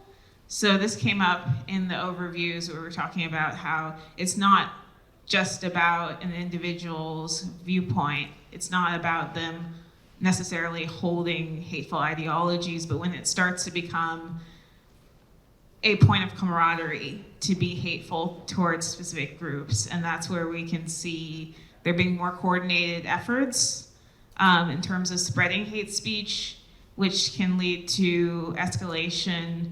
And then something that I've also started looking into more recently is aspects of AI being used to scale hate. So we see cases of people using AI to generate hateful messages, hateful images, and so forth, which with specific agendas. So that can come out of cases where we have this social coordination around targeting particular groups. So that's something we've been looking into as well. Sometimes that can come up in specific codings that we'll see in hate messages, like misogyny is one area we've looked into where there'll be certain acronyms that are used for online groups who have this shared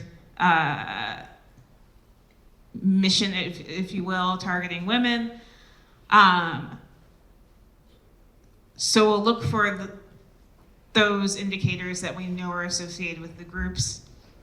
In terms of what individuals should do about this, this is where I wanted to make the distinction between if we're talking about individuals who have training in hate speech and misinformation and how to deal with these kind of cases versus and have prior experience dealing with these kind of cases, looks like some of my lovely panelists here, or if we're talking about any social media user who encounters this, because we want to be careful about people actually engaging in these kind of interactions and potentially becoming targets themselves.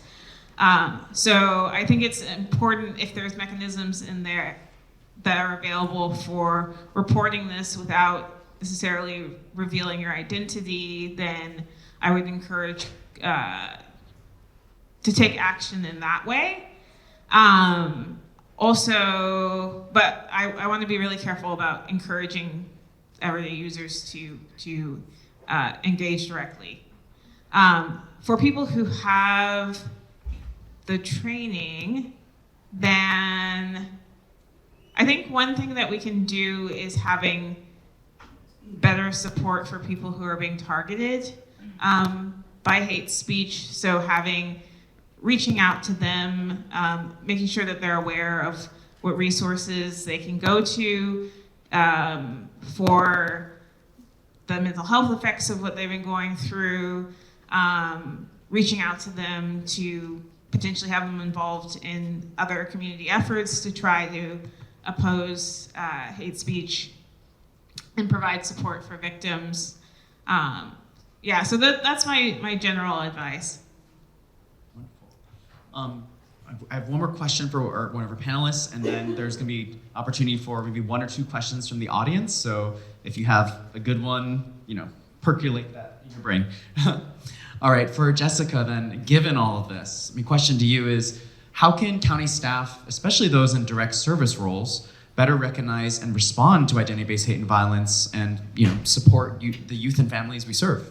Definitely. So I think first, your kids are not going to come up to you and say, I experienced online hate and I'd really like some support. I think it's really on us as the professionals to build strong relationships with the clients that we're serving, whether it's kids, families, adults, and note changes in patterns. Are we seeing some anxiety? Are we seeing folks withdrawing? Are we seeing young people using language that seems a little out of the scope of what they would normally do? And part of that is asking with genuine curiosity, what kind of websites have you been visiting lately? Is there anything you're seeing that you feel like might be impacting how you're experiencing your house? Like, what's happening at home? Because I'll give you an example. Just from an LGBTQ perspective and gender-affirming care, I feel like there's just nonstop rhetoric around gender-affirming care for minors. And for young folks who are receiving this care, it feels like the whole world in general gets to weigh in on your personal healthcare decisions with your physician, which feels so invasive. But you can have families where one parent says, I get this, I'm here, I'm supporting my kiddo. And the other parent is receiving the same messages. This care is not only not founded, it's dangerous. You're harming your child. And you start seeing a lot of friction building up in families. But it's kind of on you as the professional to dig a little bit deeper and say, hey, it's more than just there's conflict in this family. When did this start? What's going on? What kinds of messages are you receiving? What's impacting how you're deciding which, and I'm not going to tell you which decision you should make. That's for you and your physician. But tell me, what are some of the things that you're weighing in these decisions so you can get a little bit deeper? Because I think, there's a couple of quotes we steal from the American Academy of Pediatrics and all of their smart folks that around gender affirming care too, that all kids benefit from love and support, all of them. And that as providers, we believe that all kids deserve to experience love and support. And then beyond that, we all enter all of these fields because we want to help our kids feel and experience love and support. Not only do they benefit, they deserve and they should experience. And we're wanting to know what could possibly be getting in the way of our young folks experiencing the love and support that they deserve. And so I think asking questions with genuine curiosity, not writing parents off as, or other providers or your colleagues off as saying they're rejecting. Let's go back to our core that everyone deserves love and respect. Let's dig a little bit deeper and answer some questions. We can have the public health of I'm gonna fight your misinformation, but let's take it a little further back. And a question we get all the time, and a comment we get all the time is, I'm scared of what this means for my kid. All right. We can work with that. You're scared about what this means for your kid because that means you love your kid. So let's figure out how we can get you to a place where you have the support that you need to make informed decisions so that you can advocate for the services that your kids need.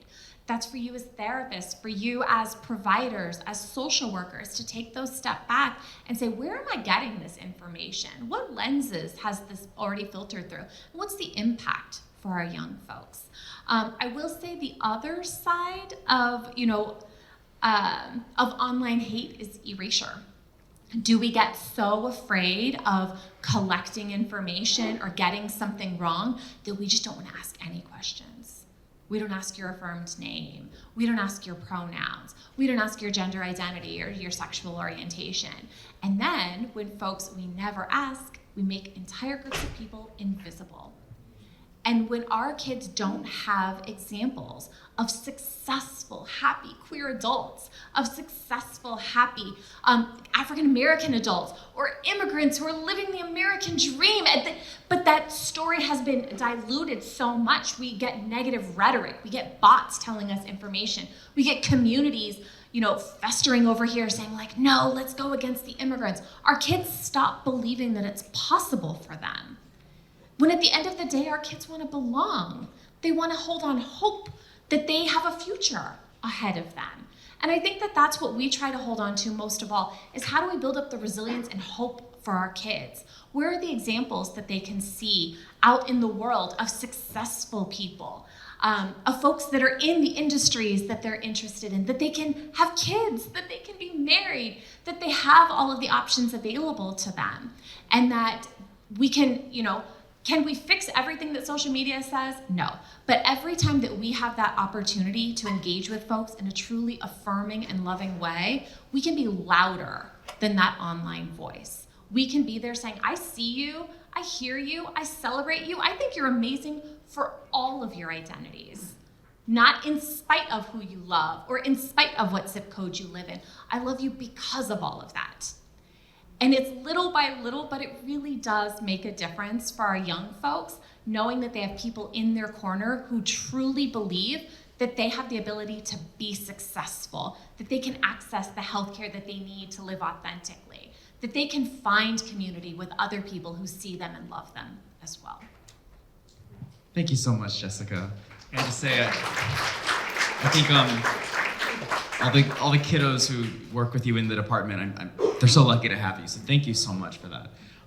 We have a moment for if there are any questions from the audience. We have a mic going around. I see a hand back there. Someone,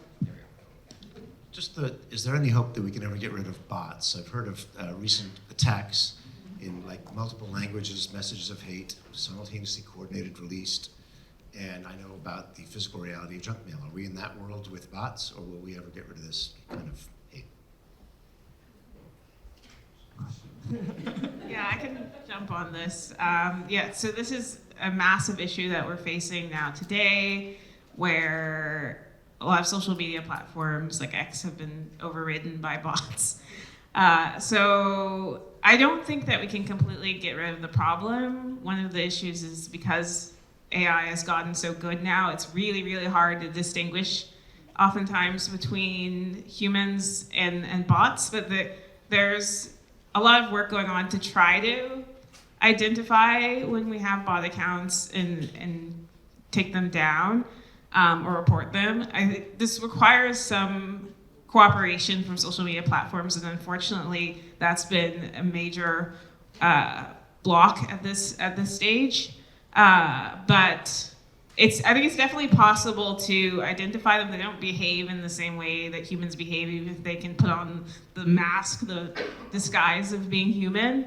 The only issue is trying to put pressure on these social media platforms to actually make use of all that research that's been done and put real efforts into taking down those accounts. Do you have any other questions? Oh. I can probably speak loudly. We do have people online. Here you go. Hi. So a lot of the talk around like social media and like the hate that kids are getting online, the solutions are so individualized, and it like puts a lot of like the solutions that we're doing like go to the people after they've been attacked, like all this stuff. And I think recently New Zealand raised the age limit for like social media to like 17. But then like Jessica mentioned how it is, and Melissa also mentioned like kids do use these to connect. So like, does that hurt? Like what steps could be taken, or what would you want to see happen on a bigger scale to like help combat like the online hate that's happening? Is it like doing something that's like equivalent to like sex ed when kids are younger, that is like, let's talk about being online and like being respectful? Is it doing age verifications and like that kind of stuff? What would you guys want to see like as people in this profession and industry, I guess, on like a bigger level? Answer quickly as a parent, that I think having the equivalent of sex ed for social media literacy is essential, absolutely essential. That kids need to learn to discern truth from fact. The same way that I talk to my kids about stranger danger, that an adult never needs help from a kid. They never need help from a kid. And so if you're online and someone needs help from you, why? Who are they? Are they another kid? Are they an adult? And how can you tell? But I think that online literacy is essential, and it needs to be brought to the schools. It needs to be brought at home.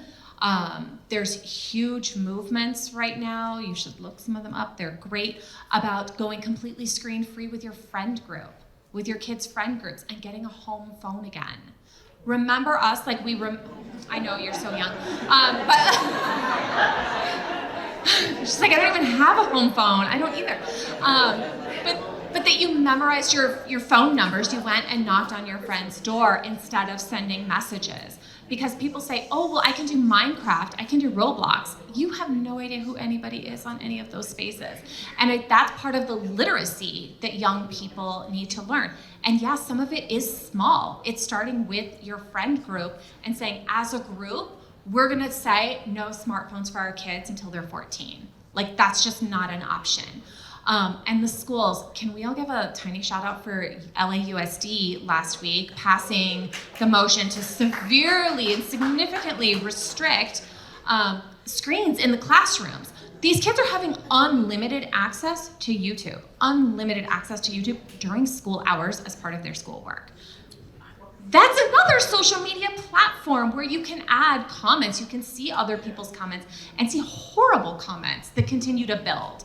But I think that online literacy, that starting small, and then giving our kids hope. I'm gonna give a little shout out to Ariel over here, as our partners, that when we see our kids are in these vulnerable spaces, making real intentional efforts to link them with mentors, with peer navigators, with social groups.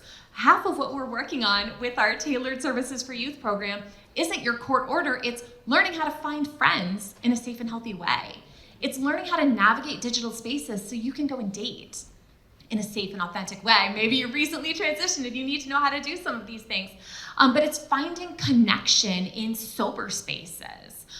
So I think it's all of these different things, is that awareness for all of us in our professional roles when we're seeing kids that are really vulnerable and making that targeted effort, but that small group with your neighborhood, your friend group, with your school, I don't think there's gonna be any one solution. I think it's gonna have to be all of it. And I'll just give 2 quick plugs in response to your question before handing it back to our panelists to close. Your suggestion, your question was definitely something that our working group that Dr. Scorza mentioned earlier has been thinking about, looking at, and actually some of the recommendations that Artie is working on relate to actually increasing digital literacy toolkits. What does that look like to make sure, I like the metaphor of sex ed, right? Of where it is preventative, where it's equipping young people with information so they can make choices about their own lives, right? And how empowering that can be. And then the other piece I really want to plug, and we'll share out all the recordings, but actually we did cover a little bit about those type of, not necessarily interventions, but the digital literacy, misinformation literacy. Some of the research presentations did cover this in the sessions. Obviously we flew through them, but I know that Sethi, who presented virtually, has done a lot of research on programs like that, working in community-based forums, right? And same thing with some of the other interventions that I think Josh from the social media presentation had. So we'll reshare that, but definitely encourage folks to check out those trainings if they're interested, because I think we did cover some of these topics of like, what is the way that you can, and I don't want to say interrupt, but it is empower, right? Because as Melissa's pointing out, social media is not going anywhere. It's in the same way, the reason why we have sex ed, right? It's like people need to be able to make decisions about themselves and understand, and we can equip people. And I think that's what some of the most effective interventions that our researchers highlighted. So we'll share those along. So I know, just to close out very quickly, if I get panelists as we're ending here, is there anything else you want this audience to know, maybe in less than 30 seconds, but any final thoughts on any of the topics we covered so far? Well, I'll just go back to that question. I want to say that we as a county have made a tremendous impact on community-based violence, on group and gang violence, and we've done that with a public health approach.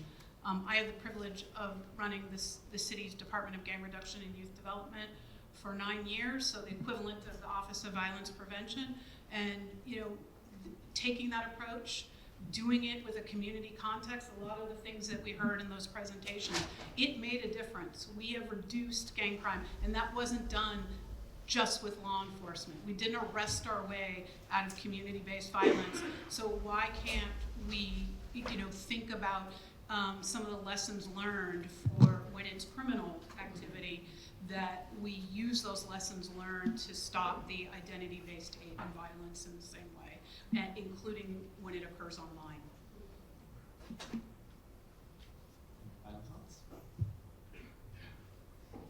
I'll just say, don't forget that you do have the opportunity to be the louder voice. You always have the opportunity to be the louder voice. You can turn off social media and take a break.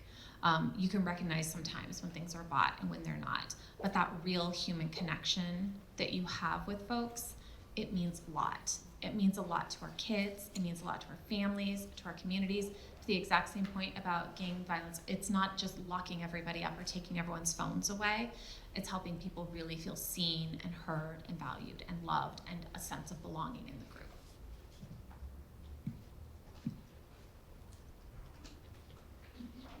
Any final thoughts? I have this very quick one. Just coming from a youth perspective, I just want to emphasize to like know that for us youth, like social media is essential for us. You know, there's of course a lot of negative sides to it, which I kind of went over, but there's a lot of positive sides to it. It's how we communicate with each other, how we show up for each other, how we support each other. So I think it's very essential to not only look at social media as something very negative, but something very positive, and how can we maintain it positive and just kind of scoot out that negative, because like Mark said, social media is not going anywhere. And like my generation grew up with social media and it's just become a very essential part of our lives. So just learning how to navigate with social media positively.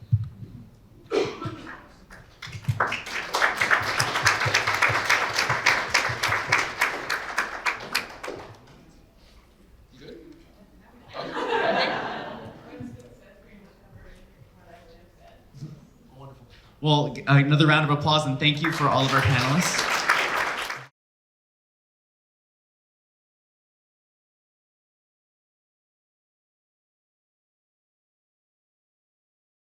All right, well, good afternoon, everyone. My name is Matt Jackson. I'm a senior analyst with the RD Initiative. We appreciate you all joining us today. Our second panel for today is focused on the perpetration of hate, including how and why individuals engage in identity-based hate and violence, and what we can do to prevent harm before it occurs. We are joined today by a distinguished group of panelists who bring perspectives from research, community-based work, and longstanding county leadership. So just to introduce our panelists, first we got Robin Thoma. Robin serves as Executive Director of the Los Angeles County Human Relations Commission, where he leads the county's effort on hate crime prevention, response, and reporting. His organization leads countywide hate reporting and response coordination across law enforcement agencies and community partners, including via the LA versus Hate Network and publishing the county's annual hate crime reports. Welcome, Robin. Next up, we have Norbert Tan. Norbert serves as the Deputy Director of the AAPI Equity Alliance, which leads the Los Angeles County region for the state of California's Stop the Hate program, and is also a member of the county's LA versus Hate Network. In his role, Norbert works closely with the community-based organizations to support survivors of hate and advance prevention strategies rooted in community care and restorative approaches. Norbert is also a founding executive advisor to Stop AAPI Hate, the nation's leading reporting center for fighting racism and discrimination against Asian Americans and Pacific Islanders. Please welcome Norbert. All right, and on the end there we have Eliza Luft. Eliza is an assistant professor of sociology at UCLA, whose research examines how social identities, ideologies, and social contexts shape participation in violence. Her work explores how individuals come to engage in harmful behavior across different environments, including lessons drawn from studies of conflict and mass violence. She is also the author of an upcoming book, Sacred Betrayal: How the French Catholic Church Broke Its Pledge to Protect Jews During the Holocaust, which will be published in September and is available for pre-order online. Please welcome Eliza. So to get us started, just wanted to ask a question of y'all. Can each of you briefly share how your work has shaped your understanding of why individuals engage in identity-based hate and violence, and what are some key patterns or insights you are seeing today? We'll go ahead and start off with Robin. Nice.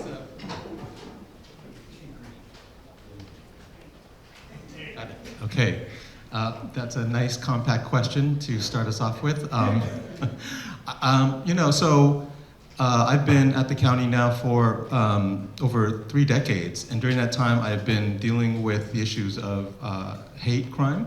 We're one of the jurisdictions, one of the governments that is probably one of 2 in the country that started collecting data and tracking it. And so, unfortunately, I've had a long history looking at reports of really horrific things that people have done to each other in LA County. And I think that what I've learned over the years is that some things have been consistent, such as the major groups that are being targeted for hate crime in LA County, at least for the ones that are reported, and that's African Americans, Latinos, the Jewish community, the LGBTQ community. And then, of course, that at different times can change, such as after major events like the 9/11, that was a huge spike in anti-Muslim Middle Eastern hate crime. And of course, after the pandemic, a huge increase in anti-Asian hate crime. But one of the things that I will say is that we are in a new era, because if we when I look at the data of what happened in the past 30 plus years, what you'll see is that there were ups and downs over a period of time, but overall it was declining. And then in 2015, and you all can think about history and connect that, we started on an upward climb that hasn't really let up. There have been no significant downturns since then. And so we saw that already in 2018, and that's why we worked with the Board of Supervisors, and there was a motion passed that established an ongoing multi-year anti-hate campaign that has become LA versus Hate. And I can talk more about that, but I really feel like we needed to match the change in the era that we were in. It was no longer the kind of context that we had before. We were now in a whole different challenge. And so that's why we've gone in this direction and really gone big with LA versus Hate. So I'll stop there and turn it over to the next. Thanks, Robin. And just real quick, I know it's afternoon, and I wasn't sure who was in the room. So how many of you are from the county? And how many of you are from CBOs, community-based organizations? Great. And how many of you are dog people? Cat people? Both? And then the Asian American icebreaker, are you rice or noodles? Are you rice people? Noodles people? Oh, okay, and both? We have some both? All right, thank you. Yeah, it's just been really a crazy time. Many of you were around in 2020 where we saw the rise in anti-Asian hate, and Robin was there at a press conference in 2020 before the first case of COVID hit our shores. And that young junior high boy was punched in the head 20 times and called coronavirus, Kung flu, China virus. And with that, we asked the Department of Justice, are you tracking incidents of hate around the country? And they're like, no. So we started Stop API Hate on a Google sheet. And fast forward 6 years later, we've received nearly 14,000 reports of hate acts against Asian American, Native Hawaiian, and Pacific Islanders. And really, we've learned that there's, unfortunately, history is repeating itself. People are saying, wow, sorry that people are hating on Asian people. No, actually, go back, do your history, 150 years, from the Exclusion Act to Japanese incarceration, to Vincent Chin, to 9/11, to the Atlanta spa shootings. So we've seen this movie before, and we've sort of coined this trifecta of hate that we're seeing. And the trifecta is the rhetoric we're hearing from the current administration, hate acts, and the policies that have been perpetrated against all of our folks, communities of color, whether it's the kidnappings for ICE. So just look forward to sharing more with you all.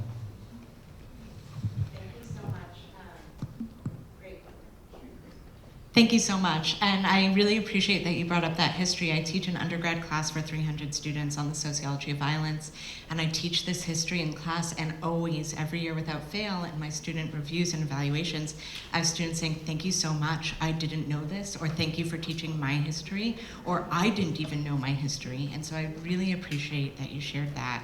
I'm going to begin with just a really brief story, which is, I'm someone who does research in genocidal context. I began doing a lot of research about the Rwandan genocide. And I assumed that what motivated people to participate in the genocide and killed their neighbors was deep-seated hatreds. And I went to prisons in Rwanda to interview these participants. And one of the things that surprised me most was how often they had said, well, I killed 3 people one day, the next day I saved 1 person, the next day I refused to participate, the next day I killed 7 more people, then I didn't participate, then I killed again. And this really sort of flew in the face of my assumption that people were killing because of hatred. Because if people were able to shift their positions from one day to the next, then there had to be mitigating factors that were influencing their decisions to kill or not kill as war was ongoing, as the genocide was ongoing. So instead of asking in my research, how does hate relate to violence, I started asking, what motivates people to make decisions about violence in times of genocide and war? And by looking at decisions, not just killing, that opens up a whole realm of a much broader range of possible outcomes. I do work also in the Holocaust, and I recognize that as a sociologist, there's a lot that's different between contemporary United States and Rwanda and the Holocaust, but also as a sociologist, I'm very interested in identifying patterns of human behavior and testing them in different contexts and times and places. And one of the most important things that I find through my research is that people who hate don't always harm. People can have hateful feelings without acting on those feelings. People who harm don't always harm as a result of hate. They might be drawn into violence for different reasons. And then the other thing is that people who hate and people who harm can stop. And so identifying what influences the decisions to harm or not harm without assuming that hateful people always harm and that they only harm gives us opportunities for intervention. And that's really what I'm interested in doing with my broader work and as a part of this community today. So I'm really just very honored to be a part of this conversation. And I look forward to continuing it beyond this panel. So thank you to everyone from the communities here at UCLA today to do this. As an Angelino, I can say I'm an Angelino now. I didn't grow up here, but I am now. It means so much to me. Thank you. All right, thank you. We're going to get into some individual questions here. So starting with Robin. You mentioned you've been with the county for some time. You were appointed to your role in 2000. And under your leadership, HRC has greatly expanded LA County's hate crime reporting and community response efforts.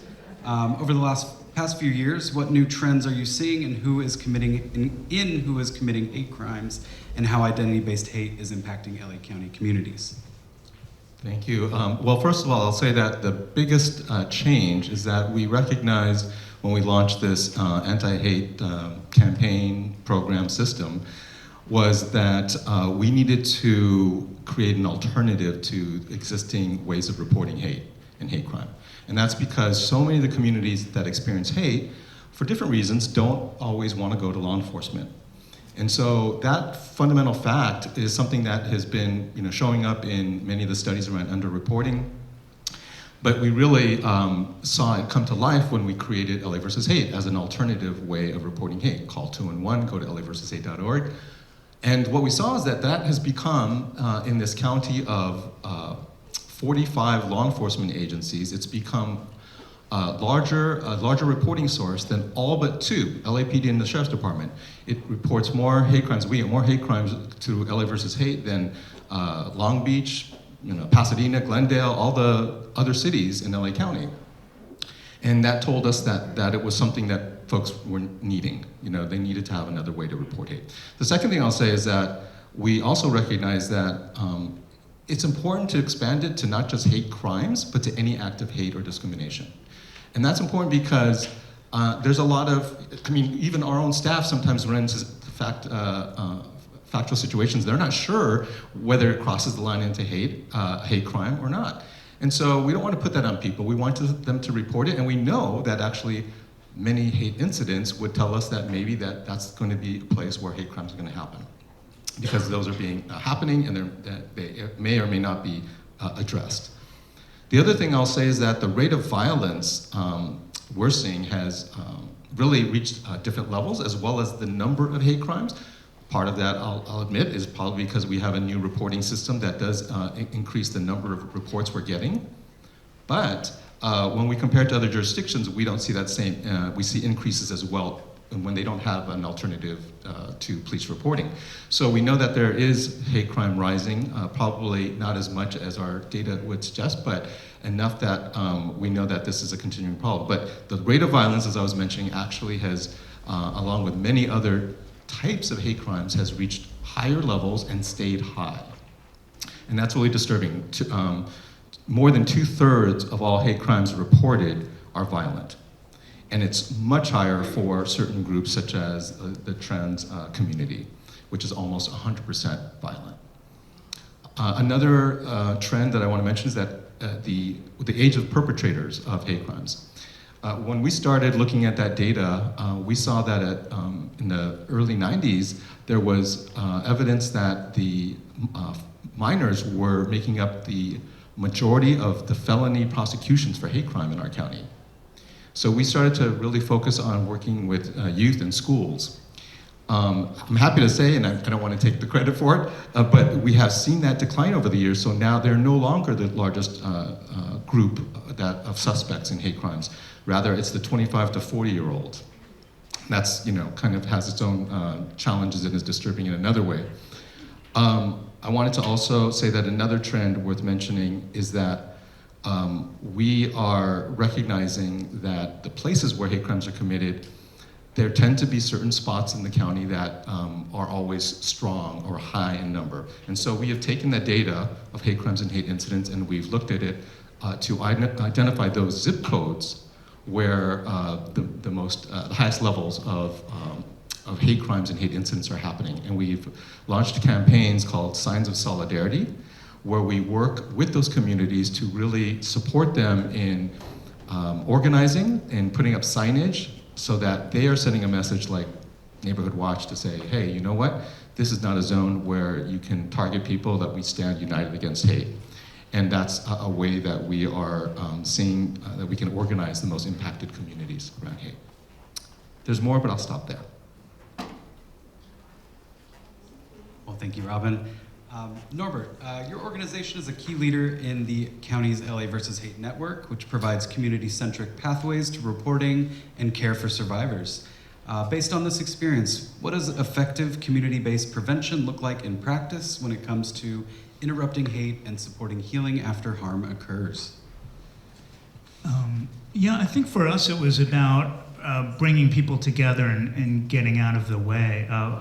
Also with the LAV Hate program, API Equity Alliance, we were also regional lead for the Stop the Hate program out of the state of California. Many of you know the governor had signed a $160 million bill to fund anti-hate program for the past 3 years. So we've been working with 180 other community-based organizations to do anti-hate, anti-discrimination work across the state. So it was really getting out of the way of community-based organizations that have been doing direct services for years, whether it's case management, mental health, youth development, et cetera. And it was just kind of bringing everyone together, to be honest with you, in a coalition to let electeds know that we're a pretty fierce force to combat hate. Thank you. Eliza, you recently presented your research in our virtual training on this topic, highlighting your learnings from violent conflicts around the world. Based on your research, what are key moments or conditions where intervention is most effective in preventing someone from engaging in hate or violence? Thank you. So it's hard to say key moments or interventions because some of them are more structural and systemic and aren't exactly things where you can intervene at that point. But when you say that, the largest group of perpetrators are 25 to 40-year-olds. Unfortunately, I'm not in that group anymore, now 42. It's like I was gonna say, I understand because I'm like them, but no, I'm older now. The other thing is 25 to 40-year-old men, right? It's men. It's women aren't the majority of people who are participating in this violence and perpetrating this violence. And I'm not surprised. One of the biggest findings from my work is that economic inequality is a huge factor. In my own research, it plays out in people not having the resources to resist, but in also just generating grievances and a sense of hopelessness about the future, particularly when you feel like you're surrounded by people who are bypassing you and your vision of what your future is going to be like just isn't there. And so the incredible inequality that we have in LA absolutely contributes to this. The inequality, and particularly how it bears on men and their perceived grievances about what they think they deserve or thought they deserved, and feeling like they're not able to provide for their families, not able to buy a home, not able to get married, and so on and so forth. I mean, we see this gap countrywide, really, between women and men, to sort of generalize here. Vastly, women tend to be much more left, much more liberal, much more open, much more progressive, and also their careers are the ones who are less likely to be taken over by AI. And we see men who are feeling really just hopelessness and frustration about their future. But this ties into one of my second key findings in my research, which is that people really participate in violence alone. There's often social pressures that motivate people to join in violent actions. And at least in my work, someone who is violent in one situation when they are part of a group would not be violent when acting as an individual. The way I think this manifests today is actually related to the internet. And to online networks where people might be isolated. They may not have deep social ties, but they're part of online communities. And those online communities can give them a sense of identity, a sense of belonging, and also mobilize and generate, push them towards violence in ways that they may not have in the past if they were isolated, but then perhaps tried to find other people in the real world to connect with. So I think that the way that social pressures work today, particularly for men between 25 to 40, I don't know much about even the online gambling communities and the online gamer communities, but my understanding is that this is a major, major crisis for men of this generation. I think that this is a way in which social pressures are manifesting currently. Another thing that I find in my research just speaks to what I call meso-level institutions. This is really very central to my book that's coming out in September. Not to plug it, I'm just telling you. But please get it. I think it's pretty good. You'll let me know. But meso-level institutions are non-state actors, non-state institutions, so religious organizations, academic organizations, unions, local communities that interpret what's coming from above. We happen to have, in my opinion, a very hateful president at the moment, and a hateful administration. I hope it's okay to say all this. What they say doesn't automatically affect what we believe. Obviously, many of us hear it and we disagree with it. We push back against it. But the way that our local leaders interpret it, whether our synagogue or our church says, we're not going to accept this, and we're going to be a sanctuary synagogue, right? We're going to be a sanctuary church. We're going to be a safe haven for people who are undocumented. We're going to make sure that ICE doesn't come to our campus and try and target our students, but we're going to institutionalize policies and practices that protect them. That plays a really big role in how ordinary civilians who may not belong to many different complicated networks or activist movements and so on and so forth, at least think about what's happening and options to respond in non-hateful ways and in open-hearted and embracing and protective ways of other people in our communities. So meso-level institutions play a really, really big role in interpreting violent rhetoric from above and violent actions from above and shaping how civilians from below respond to them and see their options and opportunities to respond to them. And the last thing concerns just timing. And I'll speak about timing later because I think it's one of the questions that came up. But just in terms of timing for intervention, obviously earlier is always better. And I'll explain why later. So thank you. Well, that was actually a really good segue. The next question I had here was just in light of the heightened rhetoric and targeting and scapegoating of various communities, as well as at the same time the attempts to dismantle DEI and other initiatives aiming to promote inclusion, what can we do to interrupt identity-based hate and respond at the local level, and why is that important? Okay, clearly I think that we have to recognize, and we've all alluded to it, that a lot of the forces that drive hate come from different places, but there is an overall recognition of our history and where we are currently, where there are definitely targeted groups. And there is a long history of institutionalized racism in this country, and other forms of discrimination, homophobia, transphobia, anti-Semitism, Islamophobia. All of those are reinforced in small ways, and sometimes big ways. A lot of it, the fact that we don't have in our curriculum, school curriculum for everyone, something that addresses those long-standing biases. And so recognizing that that's a level at which we have to think about and strategize and push even more than we have. Of course, it's not easy when we have a federal ban on DEI, which is really absurd for an agency like mine, which that's the very work we do. And of course, I think that the fact that the county has already which I want to thank for pulling this together with UCLA, because it really is such a critical part of our county, not just the county government, but the county, because county government is the largest employer in the county. I also want to say that it's critical for us to think about the fact that we all have individual agency, that we have to recognize that we have not only explicit biases that we're surrounded with and are part of our behaviors, and all cultures, not just certain races, but literally all cultures carry histories of homophobia and transphobia and Islamophobia, etc. So we know that there's no one who's like, because of your race or ethnicity, that somehow you're immune from carrying these things. And also recognizing that we're all, that this happens in different contexts. We know that it's not just government policy, but it's people we vote for who we may not be focused on the way they're going to be, they end up enacting policy or developing policy. So we actually, recognizing, and this was actually done a few years back, but we included a vote against hate part of our campaign because we want people to think about that matters, and we know that if more people vote, we're likely to get better outcomes. Also true about the fact that we have families and communities and friends and churches and other places of faith, workplaces where all of these things operate.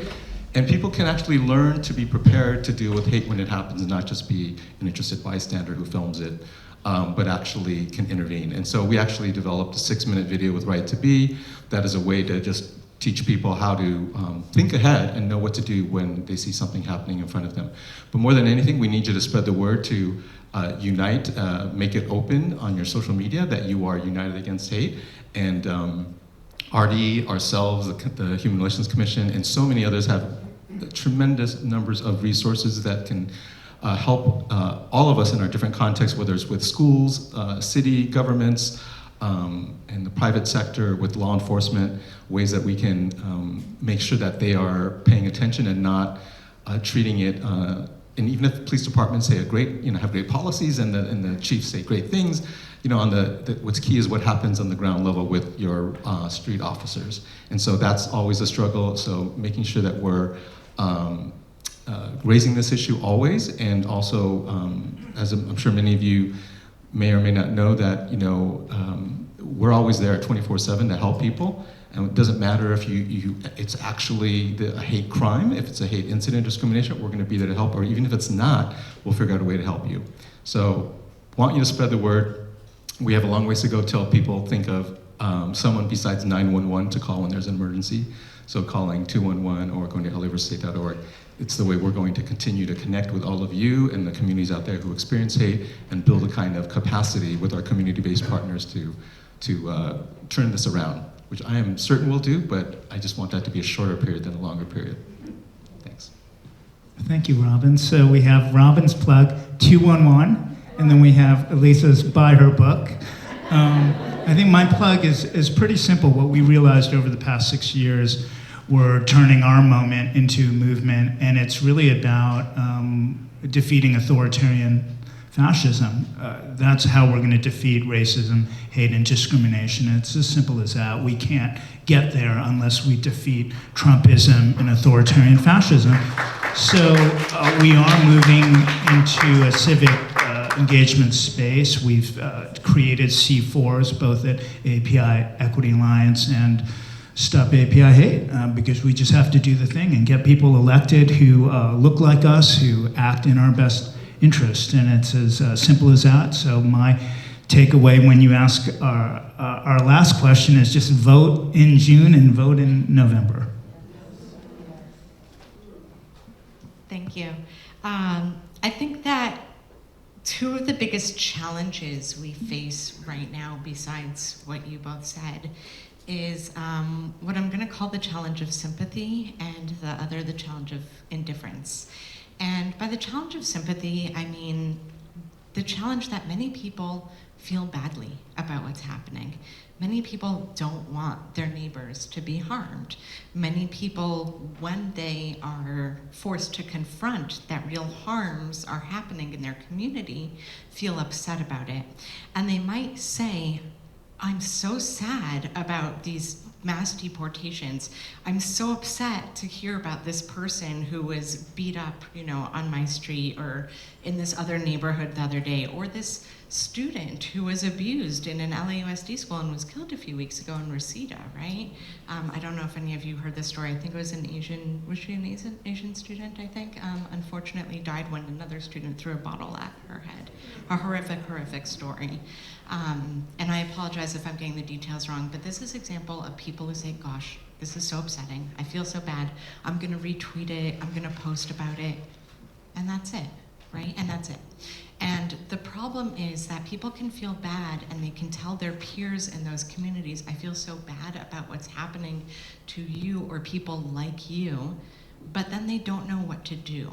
And they may feel like they did something because they shared information or because they expressed their personal concern to someone, but then they get stuck. And so that's the one challenge, the challenge of changing sympathy to broader action, and not just voting, but preparation, right? Developing the kind of networks that we need to defend and protect our neighbors when it actually comes time to act. I love that you gave the example of filming a 6-minute video, because I don't think most of us would know what else to do if we saw something happening to someone in our community. Record a video, and then do you put it online and draw attention to yourself? Who do you even share it with? Right? That's a challenge. So many of us don't even know how to protect our neighbors in our communities. I think that we saw people desperately reaching out and trying to find ways to do that with the peak of sort of I don't even want to say the peak because it's still going on, but mass ICE arrests over the summer when that first began and shocked everyone. And then the second challenge is really indifference. That people are just so caught up in their own day-to-day lives that it's hard to pay attention. It can get really overwhelming, right? Queer people, Asian people, Black people, Jewish people, Muslim people. I mean, this is an all-time high of hate against all communities. You put up a sign on your door and you say, here I am, I'm someone who cares about this harm, but then what? And you go back to work and you kind of try and block it off. I mean, I can't tell you how many amazing people I know who just say, I stopped reading the news because it was too hard, right? It's sort of like an indifference as a result of almost exhaustion and a feeling of helplessness. So I think that besides telling people to vote, which yes, absolutely, like I think we need to protect our communities and our state in particular, we need to reach out to what I call the meso level and give people sort of trainings so they can train their congregants, their communities, teachers. LAUSD does a great job at this. My kids are in LAUSD and we get these alerts all the time. If you want to come to a training to learn how to protect your community, it's really excellent. Or even just the red cards that people were given to hand out.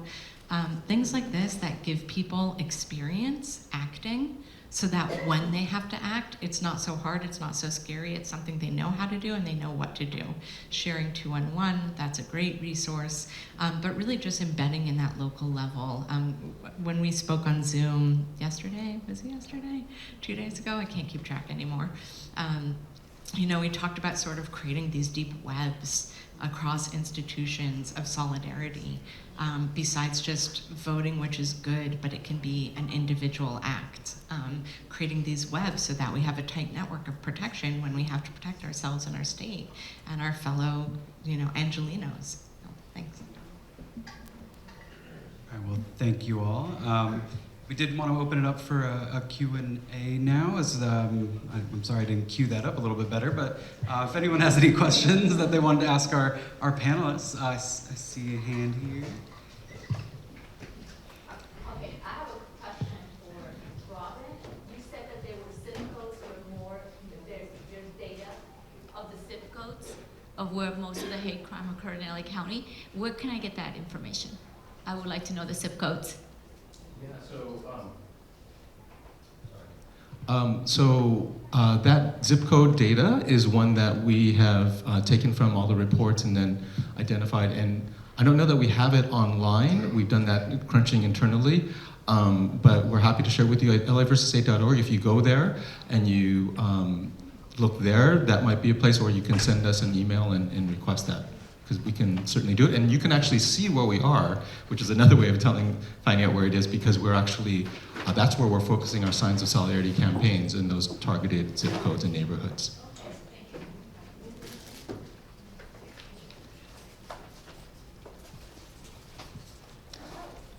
Any other questions? Oh, I see a hand in the back there.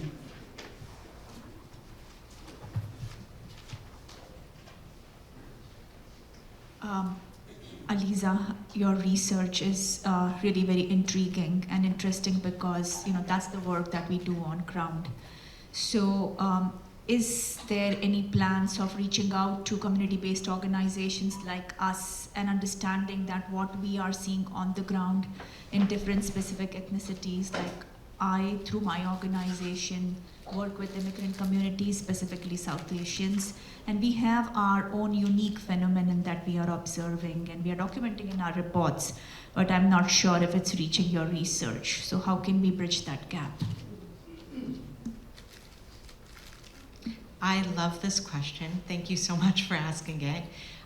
So I'll be fully open and transparent. I recently got tenure.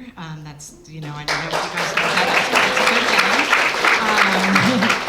Starting in July, I'll be associate professor. But what that means is I now have time to broaden my reach and broaden my contribution. So for, the last decade-ish, I've been sort of like doggedly focused on my research. But I used to work for the United Nations. I interned for the United Nations for a couple of years. I worked for Facing History and Ourselves. When I was in graduate school, I always had a foot in the policy world. And it was really important to me to do that because you get too stuck in your head in academia and you lose touch with reality.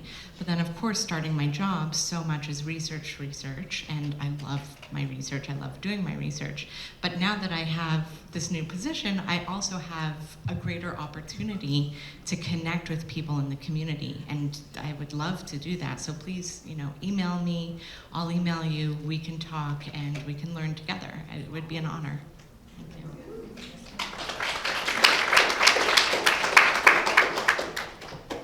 All right, I think we have time for one more, if anyone has anything bubbling up for them. All right, well, we'll continue on. So just have one final question for you all. So as we close, what is one key takeaway or message you want this audience to leave with when it comes to preventing hate, perpetration, and understanding its root causes?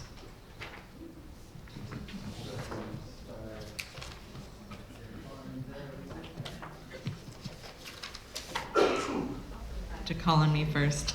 I think a key takeaway, not necessarily from what I said today, but from my work more generally, is that hope isn't enough, and hope can actually be demobilizing. As long as people hope for a better future, they can sometimes, feel hopeful but not act. What we need is collective and coordinated action. And I think that primarily reaching out to local actors, local institutions, coordinating that action, teaching people, training people, preparing people, that is better than just hoping for a better future. So if I have a key takeaway, it's that certainly don't feel depressed, devastated about everything that's going on, because that can be demobilizing as well. But actually, we need to work to figure out how to act. We're all good people in this room. We all want to make the world a better place, or else we wouldn't be here. So that's it. It's, the big takeaway is action, act, and get people to act with you. Yeah, thanks. And again, vote in June and November, but just wanted to coattail on what Howard said earlier about making a better, healthy society and paying attention to the other factors. If we create an environment, create an environment where hate can exist, if we have better health outcomes and economic viability and arts, I think that's so paying attention to those externalities.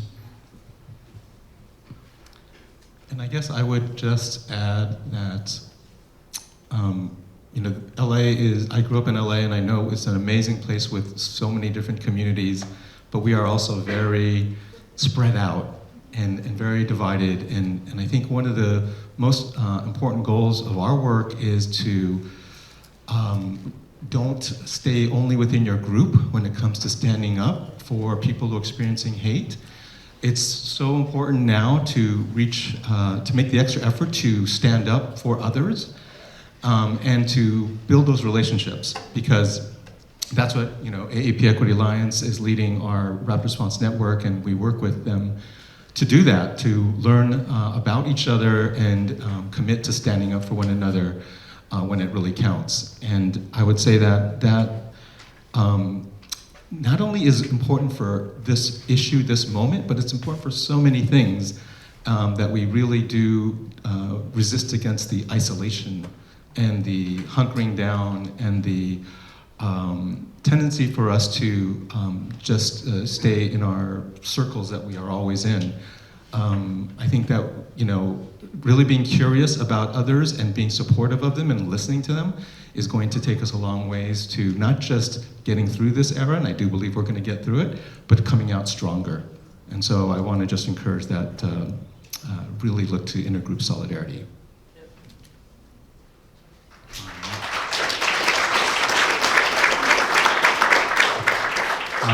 Just want to thank you all again for participating today. I know for me, a big takeaway has just been the importance of community, knowing your neighbors, building those networks, knowing who's at your kid's school, and building those real connections with community is really just important to this work. So just really wanted to thank you all again for being here today. If we can give it up one more time.